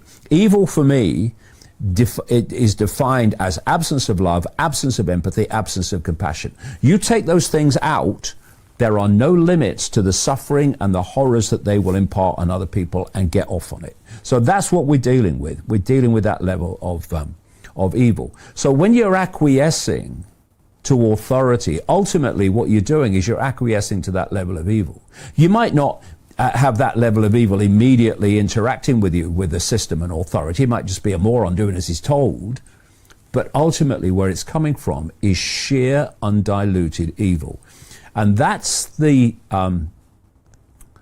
world you are condemning yourself to, and you're condemning your children and grandchildren to if you acquiesce to it. There is no way in the world that this ends well if we go on acquiescing. No way. Because it's like you acquiesce and then they want more. And you acquiesce to that and then they want more. And eventually you're in a tyranny the like of which is almost hard to comprehend. So we've got to draw a line. And it better be drawn now and say here and no further. And by the way, we've got to start rolling this back. We're not going to concede to our own enslavement and our kids' and grandkids' enslavement anymore. Not one single inch. And if I've said this so many times over the years, if people come out of Downing Street, whoever the next puppet is, or they come out of the White House, whoever the next puppet is, and they say, we've had a discussion and this is what's going to happen. If you're Christopher bloody Whitty, what the hell has happened to him, by the way? Bloody demanifested. And your Patrick Valences and your Faucis, they come out and they say in these press conferences, we've decided this is what's going to happen. Everyone's going to wear a mask and you've got a social distance and you can't go out. Well, they have power to impose that only through the acquiescence of the population to what they say must happen. So, everyone's got to wear a mask. Vast numbers of people. Up yours, mate. No chance. How do you enforce that? It's unenforceable. Can't. It's too many people. Social distancing. I've not, since this started, I didn't lock down. I went out when I wanted. I didn't social distance. If people wanted to go around me, that's their choice. Be my guest. But I'm not frightened of you, so I'm not going around you. And I didn't wear a mask not once. You must be joking. Didn't know any of it. And if enormous numbers of people, not even half, nothing like half, but enormous numbers of people had gone down that route, it would have been unenforceable. Unenforceable. And so people say, you know, we've got to fight. We've got to fight the enemy. We've got to fight the cult. No, we haven't. What you fight, you become. History is littered with people fighting tyranny who became tyrannical. You don't have to fight tyranny. You simply don't cooperate with it. You use the power of no. Because we have the numbers, the tyranny does not. It's the mathematics, it's the pocket calculator that tells you what the dynamic is. And it's fear of expressing that dynamic of the many on the few that allows the few to control the many through acquiescence. So again and again you come to the same 0 point. If we acquiesce, tyranny is certain. If we don't in enough numbers, tyranny is history. David, where does identity come into all of this? Because it seems to be getting split into more and more sections and subsections. And you look at America, it's like all of these new groups fighting with all of these other new groups about issues that didn't seem to exist when I was a kid. This seems to be independent of all the other things you're talking about, okay, economic hardship, fear, vaccines. But is it all part of the same strategy of division? It's not. I would say probably I never see anything happen that is not connected to everything else. As I say, I'm always looking for patterns and common themes, and they're everywhere. So you bring up a very good point. I was saying earlier, I've been saying for decades, about self-identity and how they are, so I've said it already in this chat, how they want us to self-identify with the labels of a human life. Okay? Because the more we identify and focus our attention and self-identity on the labels of a human life, the I am ours, as I call them. I am our man, I am our woman, I am our this race, that race, or whatever, this sexuality. The more you are disconnecting from the influence of your expanded levels of consciousness. They are out the game. You are separating from them. Now, remember what I said about disconnecting from spirit outside the simulation? So you isolate the consciousness in the simulation and then you feed it a sense of reality that keeps it there, ongoing. So from that perspective, look at what's happened. What you've just described is the subdivision of the previous labels. So instead of I am our man, I am our woman, it's I am this sexuality, whatever. So people are now self-identifying the I with their sexual preference. If anything's an experience, it's a sexual preference. I mean, you experience a sexual preference through the body, right? So at the end of the life, a human life, the body is no more. So by definition, your sexual preference is a body thing. Your sexual experience is a sexual experience of the body overwhelmingly. So it's focusing attention on a tiny, tiny sense of self-identity. And now we're seeing this row of letters, LBGDQ, blah, blah, blah, blah, blah, blah. Okay, there was 26 letters in one, not 26, there was 26 letters in the alphabet, but there was must have been 18 letters, nearly 20 that I've seen in the longest one ever. It was used by some American university to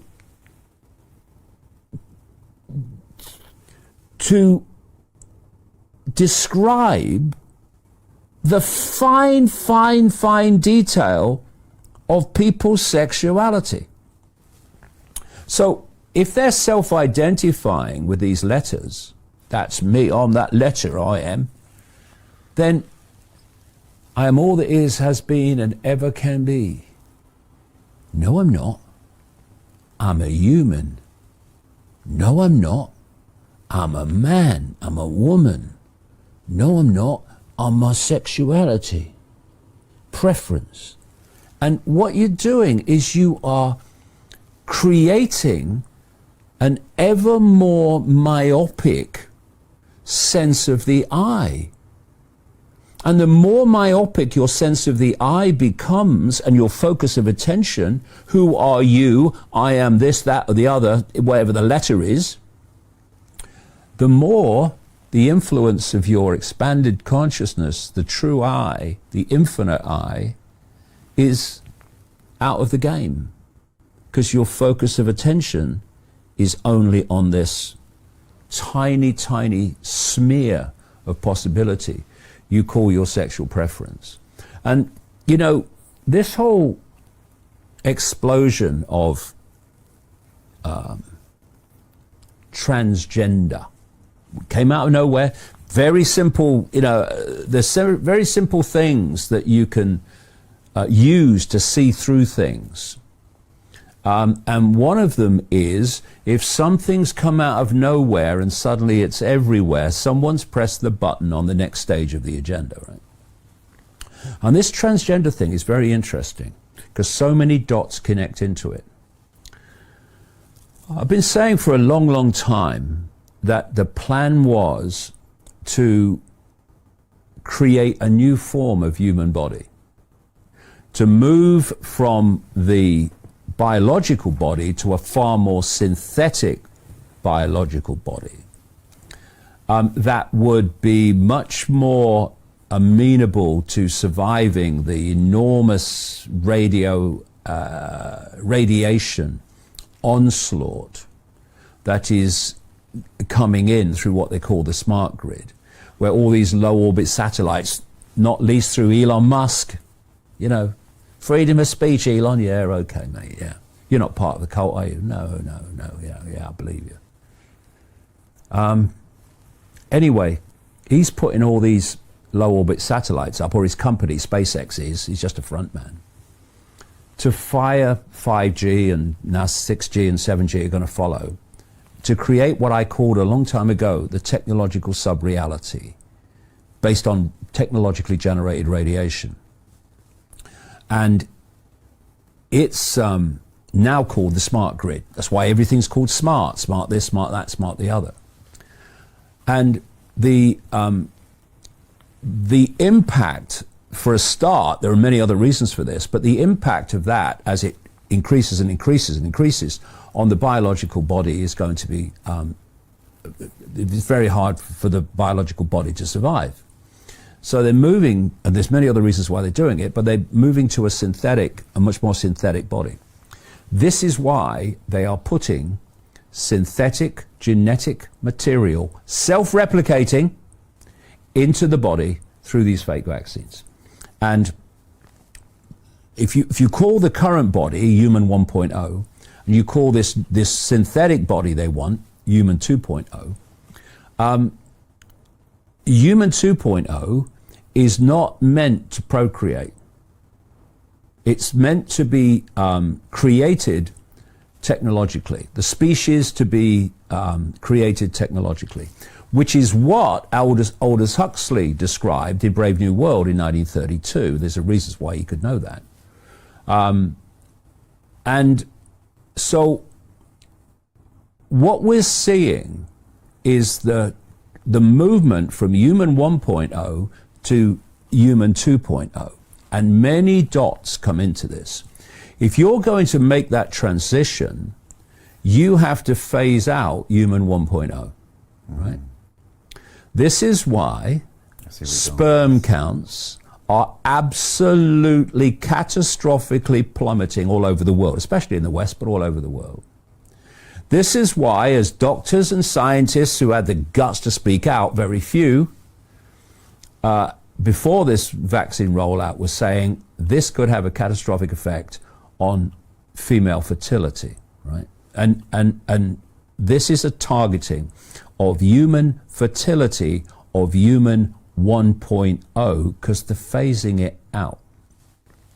Human 2.0 is designed not to be transgender, but to be no gender, to be produced technologically so there's no need for men or women. There's no need for parents.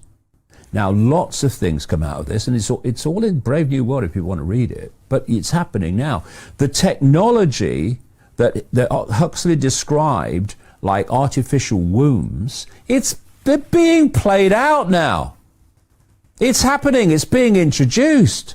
And as I keep saying over the years, whatever you see in the public arena is light years technologically, in technological terms, it's light years behind what's in the underground bases and the secret projects to be played out when the time is considered right to bring it in.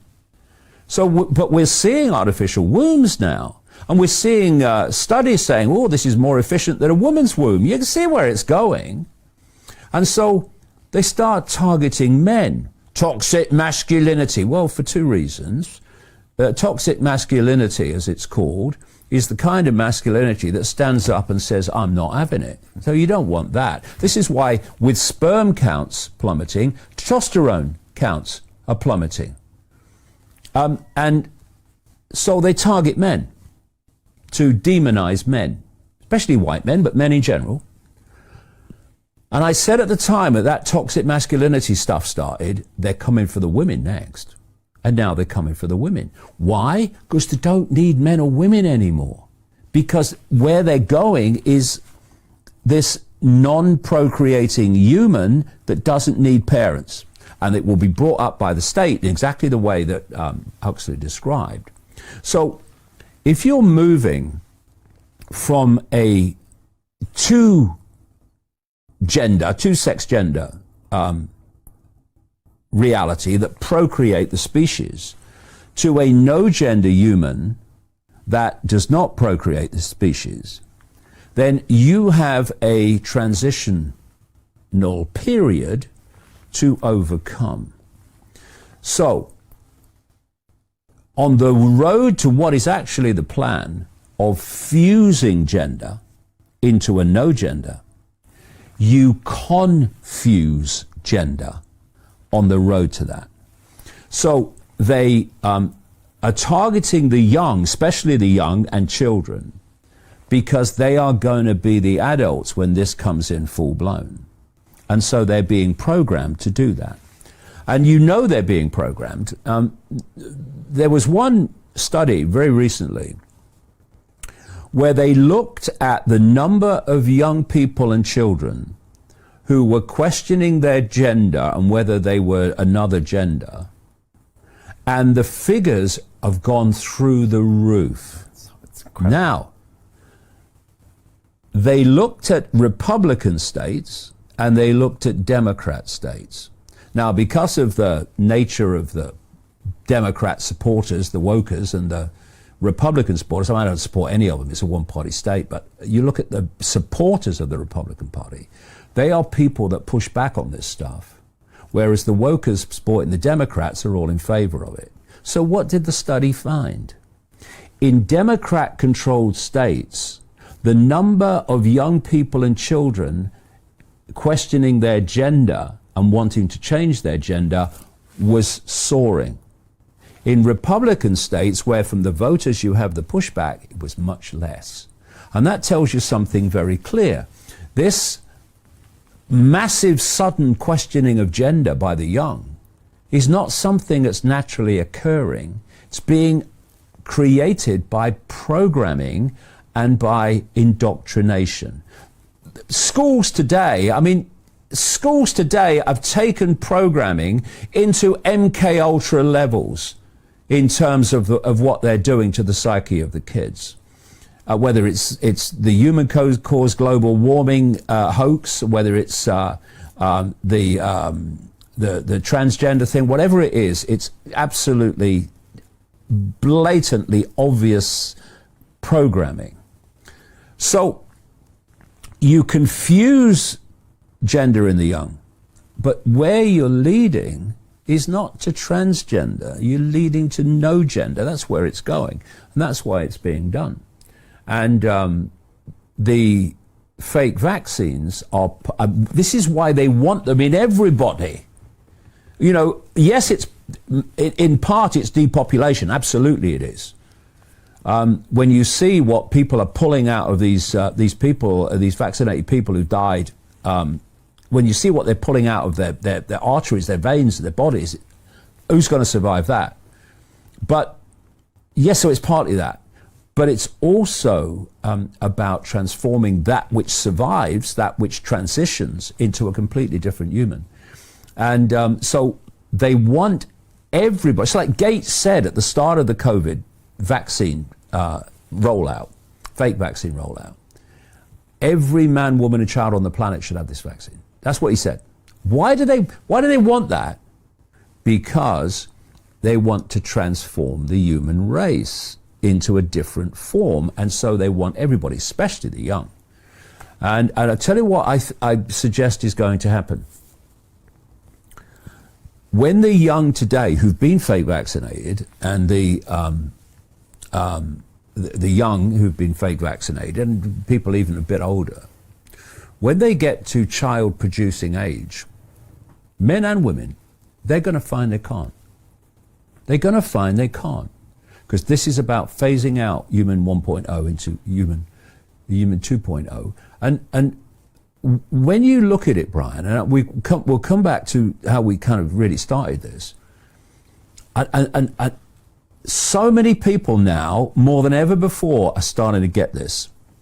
When I first came out with the fact that behind it all, this was a long time ago now, back in the 90s, behind all this is a non-human force. Of course, it was all that Ike's mad.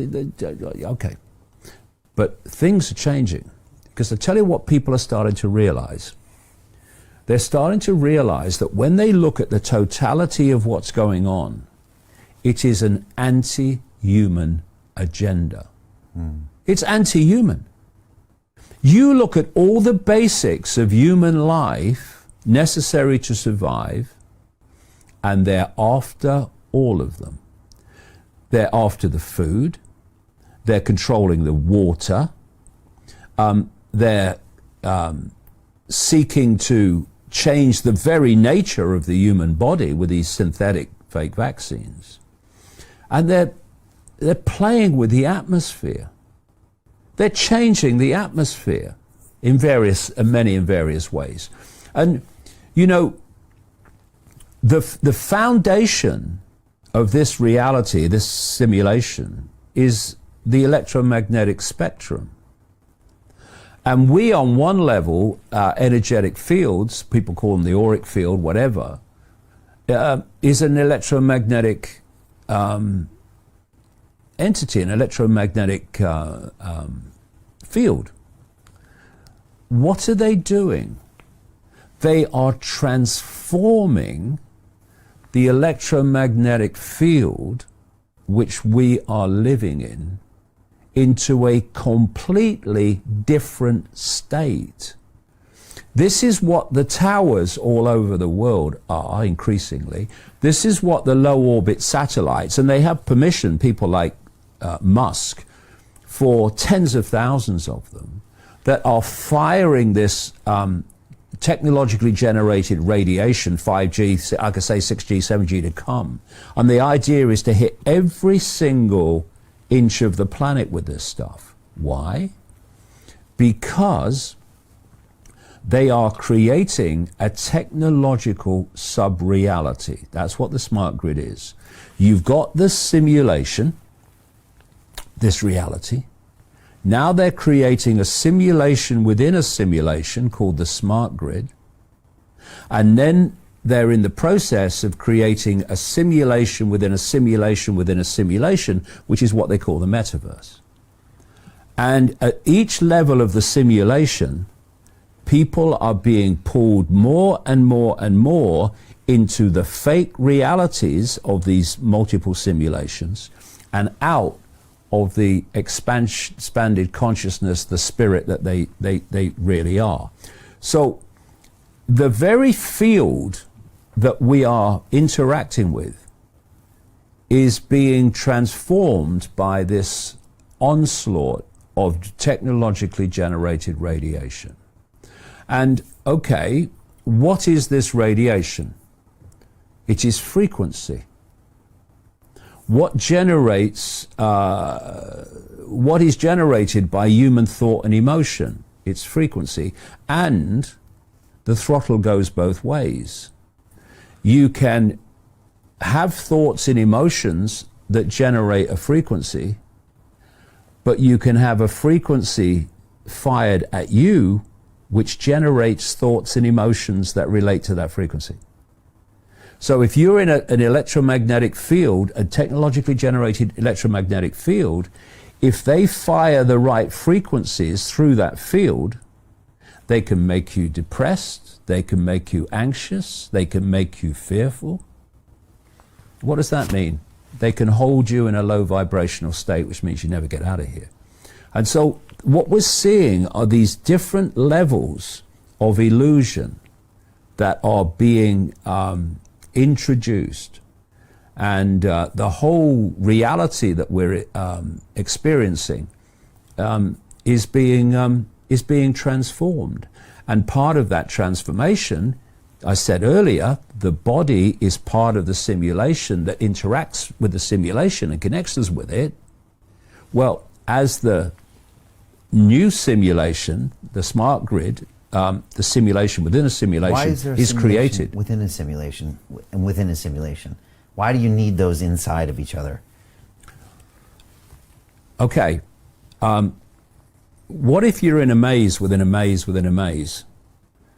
You've got to never getting out. You've got to suss the first maze, right, before you suss there's a second maze. You've got to suss the second maze before you suss there's a third maze. So basically, it's a level of perceptual bewilderment and distortion and misdirection that is designed to keep you permanently not understanding who you are, where you are, and what you're experiencing. And the fact that they're introducing these other simulations within a simulation actually tells you how fearful they are that humanity is starting to awaken. Mm-hmm. So they're trying to, you're starting to suss this trap, so we'll create another one, we'll create another one. And if you are living your life through the metaverse, while you are also within the smart grid, while you're also within the greater simulation, what frickin' chance have you got here of understanding what the hell you are or what the hell is going on? You've got no chance. And you know, there's things that like I say, that tell you that tell you whether something's positive or not. Does Gates support it? Does Zuckerberg support it? Does Bezos support it? Does Klaus Schwab and the World Economic Forum support it? Well, they all support the frickin' metaverse. They all support the smart grid. They all support... This is the thing. It's like Tony Blair in this country. When they open their mouth, the cult is speaking. If you want to know the agenda, listen to what Gates wants, Schwab wants, Blair wants. Blair's a gopher within a gopher, but he's articulating the agenda. They're telling you what the plan is by what they say must happen. And so anything they support is not good for humanity, simple as that. And so again, we're looking at these different simulations within a simulation. They're after this. They're after perception, confusing perception. If you are, as people like Ray Kurzweil at Google, this Google executive futurist, is saying, and others are saying, because like I said earlier, they've moved from hiding it to selling it now, because it's coming in, so they can't hide it anymore. They've got to sell it. And what Kurzweil has been saying for some time, it's been in my books for ages, is that by 2030, which is a massive year, which keeps coming up through all these different agendas, 2030, by 2030, they're going to start to connect the human brain to AI. And in Kurzweil's words, not mine, from that when that connection's made, AI will do more and more of human thinking until human thinking is basically negligible. In other words, the human mind, as we know it, is replaced by AI, at which point they do not have to manipulate our perception anymore through control of information and what have you. It's going to come direct through AI. And one of the things that's in these fake vaccines is nanotechnology. Nanotechnology is meant to connect us to the smart grid, to this technological sub-reality being fired at us from the sky and mass all over the place. So if you are, if you're trying to isolate your entrapped, simulation-entrapped consciousness from its greater, infinite, eternal spiritual self, spirit self, then you want this level tapped in to a fake reality that thinks it's real. Now, you've got the greater simulation, but now you've got another simulation, which is the smart grid. And the nanotechnology in these fake vaccines is designed to interact with the 5G, with the technological sub-reality, so that the technological sub-reality is feeding us our perceptions. It's feeding us our sense of reality. Out there doesn't exist, mate. Doesn't exist, nothing there, nothing to see there, move along. This is your reality. And they're openly telling you that this is what they're doing now.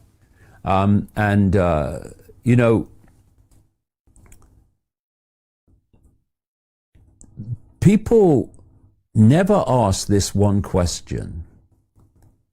They talk about AI. They talk about, oh, AI does this, AI does that. They never ask this question. What is AI?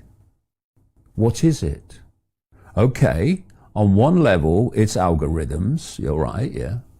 Another level, it's what they call learning AI, where it's AI which they are feeding all the time fantastic amounts of information. When you go onto Facebook or you go onto these platforms and you give over the fine details of your life, that's being fed into AI. It's being fed into this learning, quote, AI.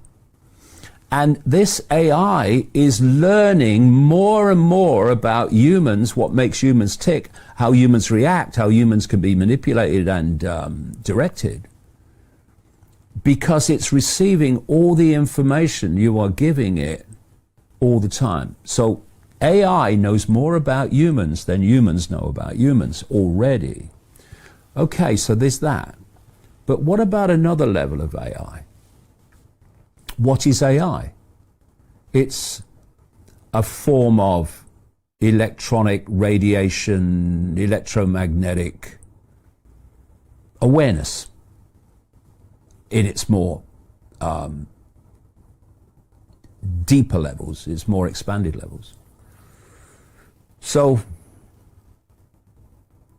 what is it? It's frequencies, right? Frequencies, yeah, okay. So, what does consciousness give off? What is consciousness at this level? It's electromagnetic. So, what if the level of AI that is being connected to the human brain is not algorithmic AI, it's not learning AI even? What if it is the consciousness of this demonic level that's orchestrating this entire reality and simulation? What if it is being connected technologically by frequency interaction to us, so we become it? And I've been writing in the books for decades about the plan for what I called the assimilation of human consciousness into this controlling force. And that is what I say that AI connection to the human mind is really about. And there's something in these fake vaccines that is very much related to that ongoing process of assimilating human consciousness, the human mind, into AI. And you know, the last thing that anyone should agree to is to be connected to AI. But you know, those that have studied the effects of these fake vaccines, they're talking about how these nanoparticles are getting into the brain.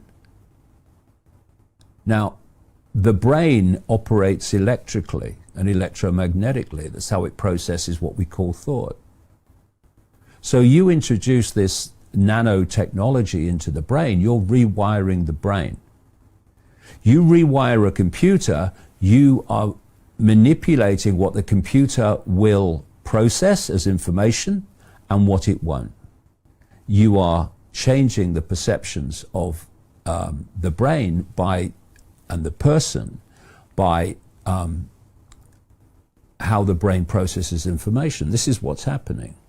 So nanotechnology, and people talk about being microchipped, and they think about these rice-sized chips that people put in their wrists. Thousands have been chipped like that in Sweden, so they can open a bloody door without pushing, lazy buggers. But the real connection, the real chip connection to AI and the smart grid is nanotechnology that's well beyond the ability of human sight to see. And that's what's going into the bodies of people all over the world through these fake vaccines.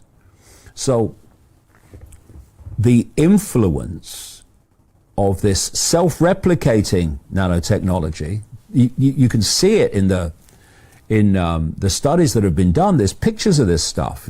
It's weird stuff of self-replicating, building constructs in the body.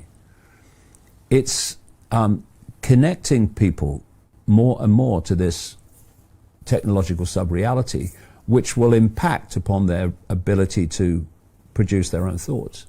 Because the idea is that human thoughts as we know them should disappear as the assimilation is complete.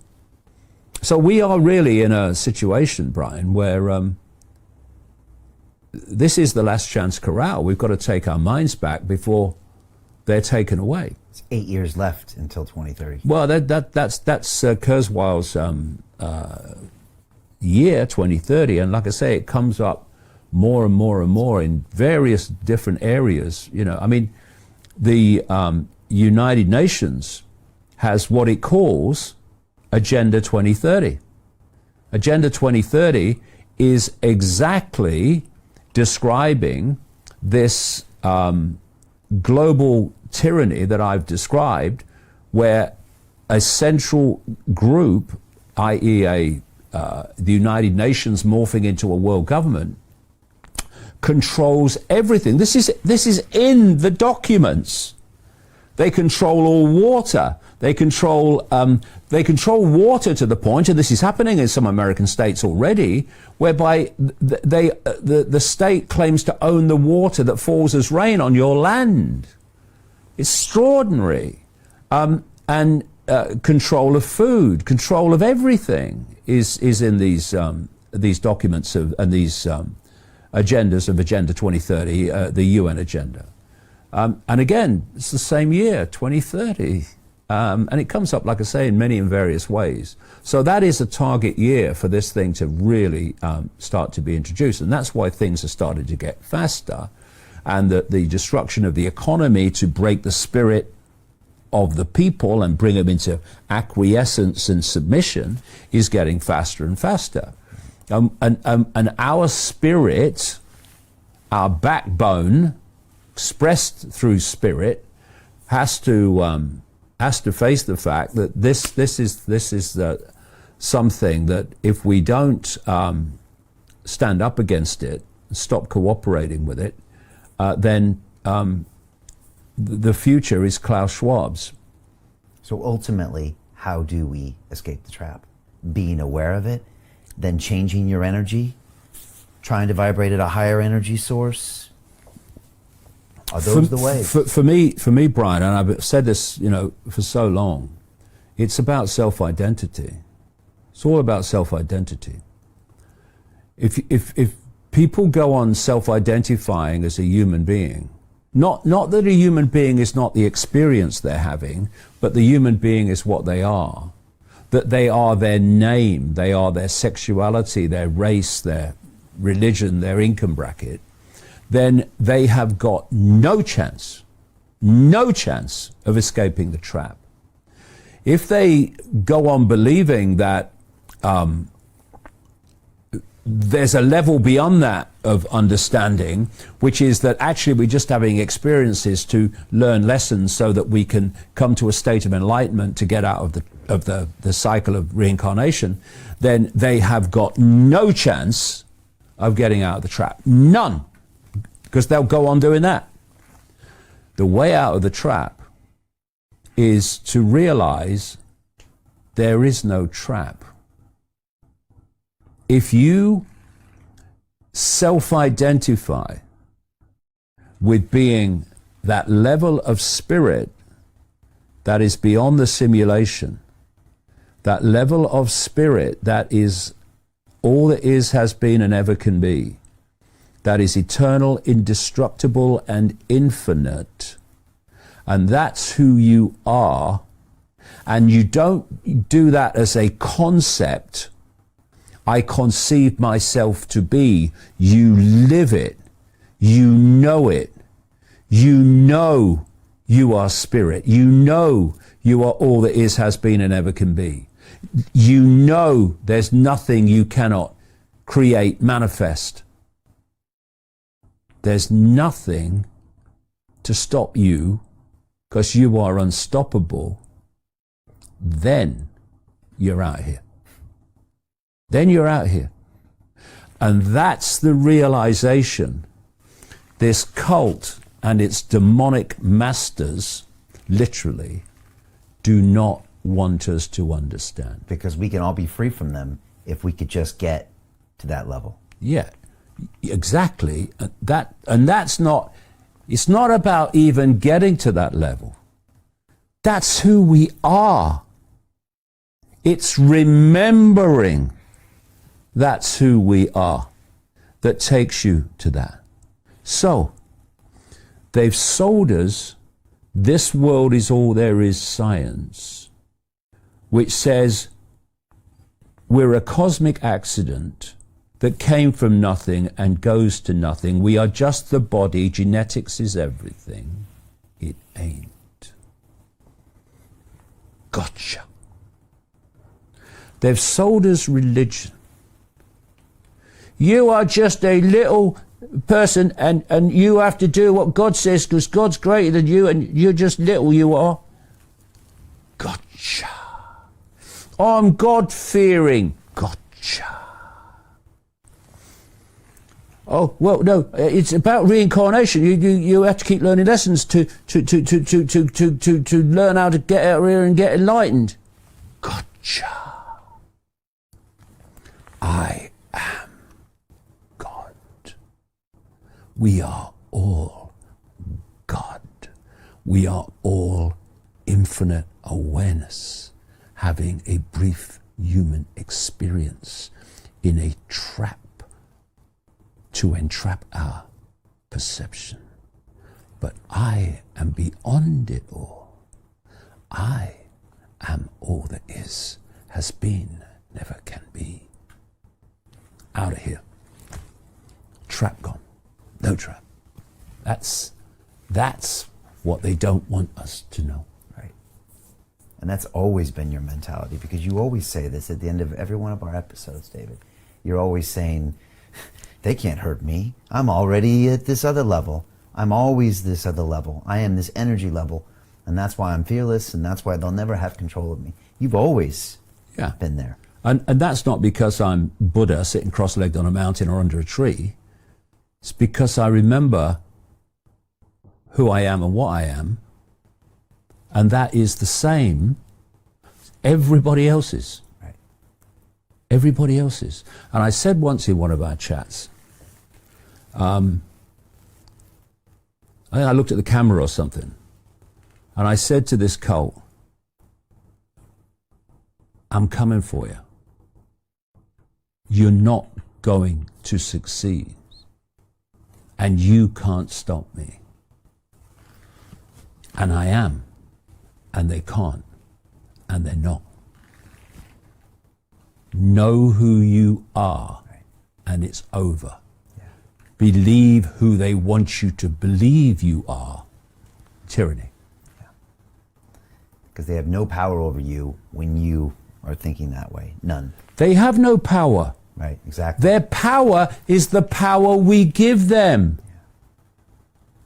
And we must not fall for the idea, all these demons, they're ever so... People are believing it. These demons are ever so powerful. They're not bloody powerful at all. They're a bunch of prats. That's what they are. But they're very skilled at getting us to give our power to them, which they recycle back against us as control and tyranny through acquiescence. That's what they're skilled at, but they're a bunch of prats. Have you seen Bill Gates?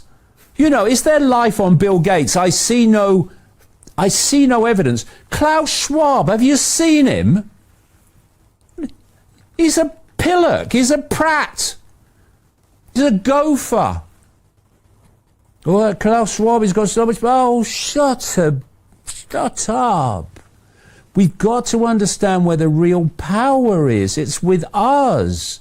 And if we stop giving it away, they have none.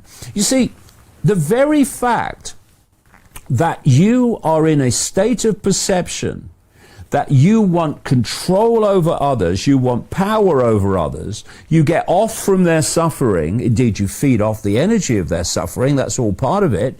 When that Morpheus character in the Matrix held the battery up and said the machines have turned humans into one of these, that's exactly what's happening, because they're feeding off our energy.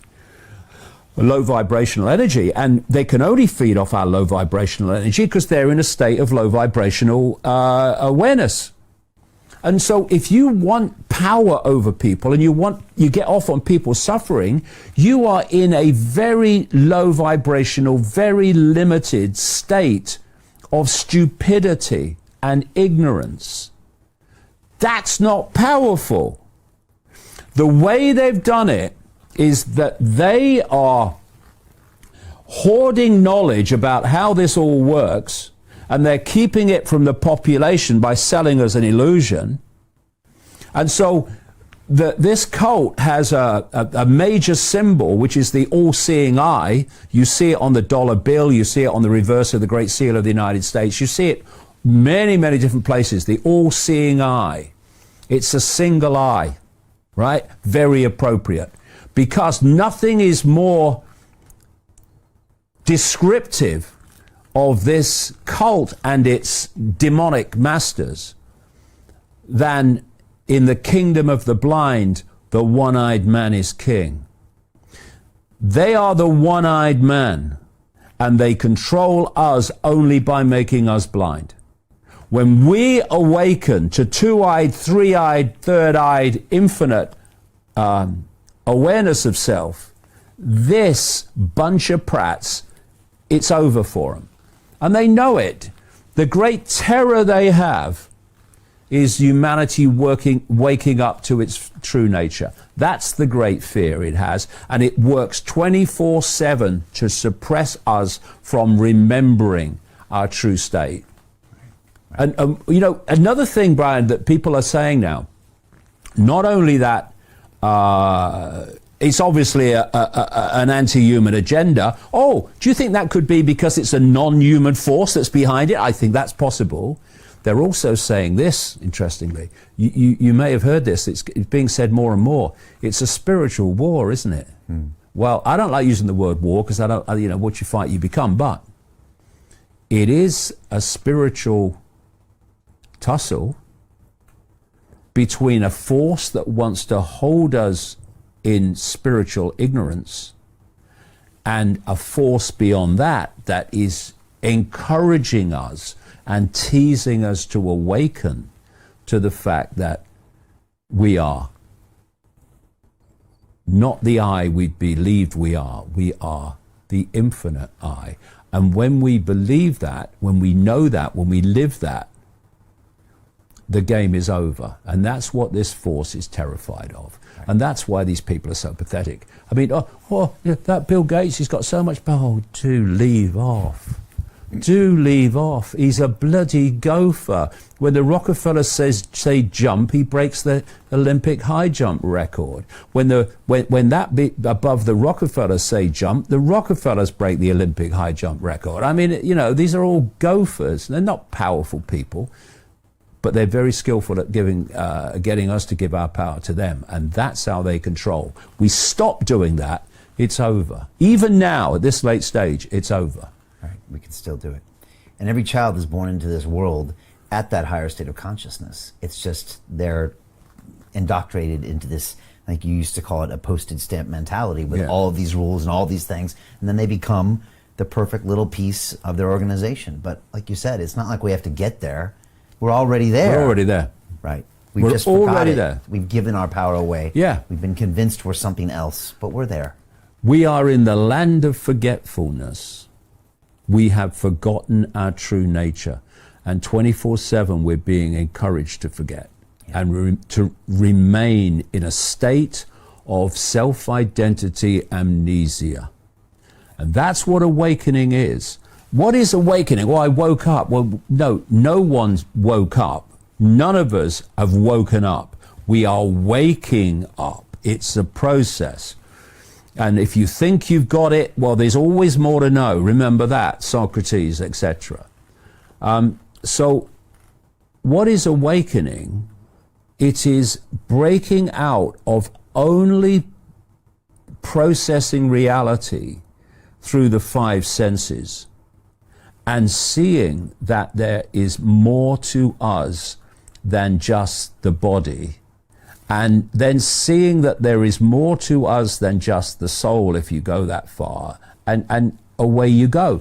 And what happens is that when you think limitation and you believe limitation and you self-identify with limitation, limitation is a low vibrational state because your perception of self is so limited, so your frequency is limited by your perception of limitation.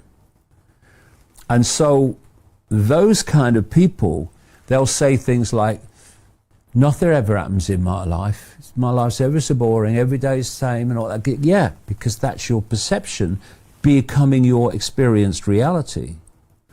But as you expand your self-identity, you know, honestly, I see the gurus and I see the people, the spiritual teachers and all that stuff.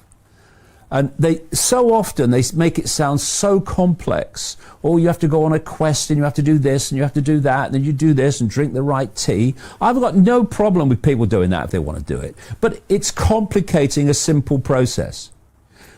Self-identity dictates your experience. Simple as that. You think little me, you'll have a little me life. Simple as that. And it goes in other ways too. Why? Because as you expand your self-identity, your sense of the I, and you move to a point where I am a point of attention within infinite reality, then I am infinite reality. As your self-identity expands your sense of self, who you are, so your frequency expands. And as your frequency expands, you're moving into higher and higher levels of awareness, which that expansion of your own awareness, that's where it's taking you. And suddenly you're tapping in to levels of knowledge, awareness, intuitive knowing, insight, which isn't available on the lower frequencies. And what do they do when you tap into them and you say, hey, this is what I've discovered? They say, you're frickin' mad, you're a lunatic, you're dangerous. And all you are is tapping into levels of awareness that they're not tapping into. Not because you're special or more important than them, but you've remembered who you are. You are changing your sense of self-identity, and they are not. So they're an eddy going round and round. Nothing ever happens in my life. It's ever so boring. Every day is the same. When you go into levels of expanded awareness, no second is the frickin' same. Never mind every day. Because you are tapping into levels of insight, awareness, possibility that are only available in these expanded higher frequencies of energy consciousness. And anyone can do it. Anyone can do it. Ethel on the checkout, you can frickin' do it. Anyone can do it. But they don't want us to know we can do it. Right. They want us to think, I'm just little me, I've got no power, I have to do what authority tells me. Why? Because they know best. Does it take effort to do it? Is it hard to do it? Do people have to push themselves to do it? Is it easy to go back to a little reality? Is it hard to go to an expanded reality? Well, I would just say to people, just take a month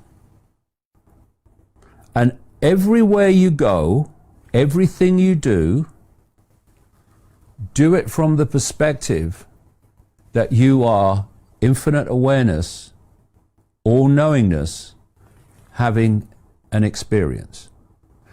Doesn't mean you don't do the things that humans do, but you do it from the perspective of this is not me. This is an experience that me is having. Do it for a month. It'll change your life. Yeah. You'll never be the same again. Yeah. If you do it and consciously do it, you'll never be the same again, because you'll realize that because of the insights you get, because of the intuitive knowings that you get, by the way you feel, you will know that the you thought you were is not who you really are. Just a month. But it's not about every now and again. It's everything you do. I am infinite awareness, looking into this world, having an experience. The experience is not me. This is me. And it will change your life. And as soon as you try to get pulled back into that human experience, you have to resist the temptation. Yeah. Right. And everything's going to trigger you to try to pull you back into well, this is the point, Brayan. What happens is when you start, you get pulled back in. But the more you go, no, hold on, no, and the less you get pulled back in, and the less you get pulled back in until you are here most of the time. Everyone gets pulled back in. Yeah. You know, something happens and you get, you know, but you're here most of the time. And it's a completely different world. Why? Because you are actually looking into this reality from another reality when you get to that level of expanded awareness. Right. And that's how we escape the trap. That's how we escape the trap. And if people think we do it by stockpiling weapons and fighting the enemy, that's just what they want. It's just what they want. You know, it's very much on the basis of electricity. Electricity needs polarities. It needs the positive, it needs the negative. And in the cult's version, this simulation version, it needs the imposition and it needs the resistance. Right. Then they got you in the battle. That's where they want you. Right. But if you don't resist, you just don't cooperate. You don't fight back, you just don't cooperate. Because if enough people don't cooperate, there's nothing they can do. What do they become? They become one hand clapping. Because there's no resistance making the electrical circuit which empowers them. What you fight, you become. Right. Instead of that, just don't cooperate with it. Don't fight it, just say, no, not doing it. Right. Not doing it, nope, not doing it. If enough people do that, it's over. I love your line, don't fight, what you fight, you become. I love that line. You see it everywhere. You see it everywhere. I remember once the natural human tendency is to fight something that you think is trying to stop you or wrong. But that's the wrong, again, you need to separate and not become that. Yeah, I talked to a police officer once, a long time ago. And he used to police the marches of the National Front. Remember the National Front, the kind of Nazi far-right National Front? And then he used to have the Anti-Nazi League marching against them, right? And he said to me something to me very, very profound. He said, you know something, mate? He said, if it weren't for the banners, I wouldn't know which were which. What you fight, you become. Don't fight, just don't cooperate. And there's nothing they can do. Simple as that. David, you're 70 years old, and it looks like you're just getting warmed up. What are you doing the next 5 years? What are you doing at least till the singularity in 7 years? Yeah, well, I'm going to go on doing what I do, which is follow my intuition. I've got another book in my head, which I'll write at some point, maybe in the winter. I'm doing a lot of work for Iconic now. I'm just made a film, which is now in the editing process, called Albion, Heart of the World, and it looks at the energetic reason why the British Isles, which you can hardly find on the map, on the globe, has had such a massive impact on the world, and why so much of this cult is based in places like London. Yeah, I'm just going to go on following my intuition, and it's taken me where it's taken me, and it's all worked out, so why change? I'm just going to keep doing it. But what I want to do, of course, as with the trap, is keep pushing the cutting edge to go deeper and deeper in the rabbit hole, because the deeper you go, the more knowledge you have about how you can break the whole thing up. Yeah. Well, you guys are doing some great work at Iconic, producing some great stuff coming out of there, so that's fantastic. Yeah, please keep that up. And yeah, right now is the quiet time, but I got a funny feeling we're going to need you back to do some explaining to us sooner than later, like we needed you in 2020. Well, I think, funny enough, that this is a calm between storms. It's not a calm for people who are trying to pay the rent and all that stuff, but I mean, it's a calm between the big imposition storms, the obvious imposition storms. But it's coming, and yeah. I said to someone today, I'm not sure I'll be writing a book this winter. I think there'll be too much to react to. And I think that's where we're going. So it's all hands on deck, and let's remember the most powerful word in the English language can be no. No, no, not doing it. And that takes the power away that has created the monster that is imposing its will upon us currently. So we need to neuter the monster by ceasing to give it our power, because it's got none itself. Yeah. You were here in January and you said, stop acquiescing, or as you say, we're not having it.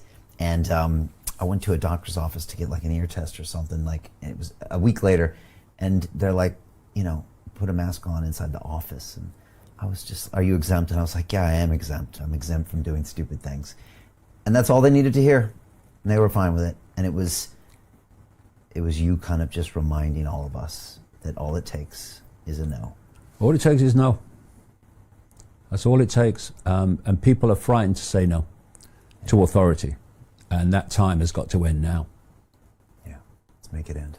How can people get a copy of this? And there's a rumor you've done an audio version with your voice. Yeah.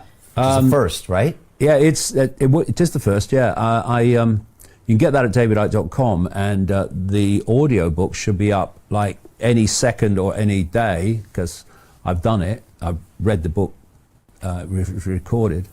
I was at a conference this last week at the Excel Center, and so many people came up to me to thank me and you for putting all that information out in 2020. Like, so many people. And I think back to that first conversation we had in March, and that second one we had on April 6th, that was second largest live stream in the world, that was subsequently banned. And everything you said there and how much of it became true. Yeah, and this is the thing. People say, how do you predict the future? Well, answer is I don't. I say what the agenda is, and if nothing comes to intervene to stop it, it becomes the future. Right. That's what I've been doing. I've been saying this is how they want to change the world, this is the way they want to take the world, and unless we intervene, that's what's going to happen. And so it's happened. And people think you're predicting the future. You're not. You're predicting the plan. And the time is here now, late in the day, but it's here, that we stop predicting the future and we start creating a different one to what this cult wants. And we do that by not acquiescing, because we got into this mess by acquiescing. Right, right. We just remember we are infinite energy, having a brief experience called being human. Yeah. And that's what we have to do. Yeah, but we're not human. We are an experience called human. We are consciousness having the experience. Right. And we're not a soul. That's another experience. We are the spirit beyond all of it. That is beyond even experience, because it's all knowing. It's all that is, has been, and ever can be. How can something be all that is, has been, and ever can be, when it's all possibility? All possibility. That's what we are, all possibility. Just waiting for a choice on which possibility we want to manifest. What happens in the simulation is an external force makes that choice for us. That's why we're where we are. Start making your own choices and overriding the imposed choices, and the game is done, and we're all out here. David Icke, thank you for being you. Cheers, mate. 10 conversations. I'm sure we're probably going to have 10 more. Strap on your seatbelts. Thank you so much, as usual, and we'll see you here next time. All right? Cheers, Brian. Okay, all the best. See you all later. Bye.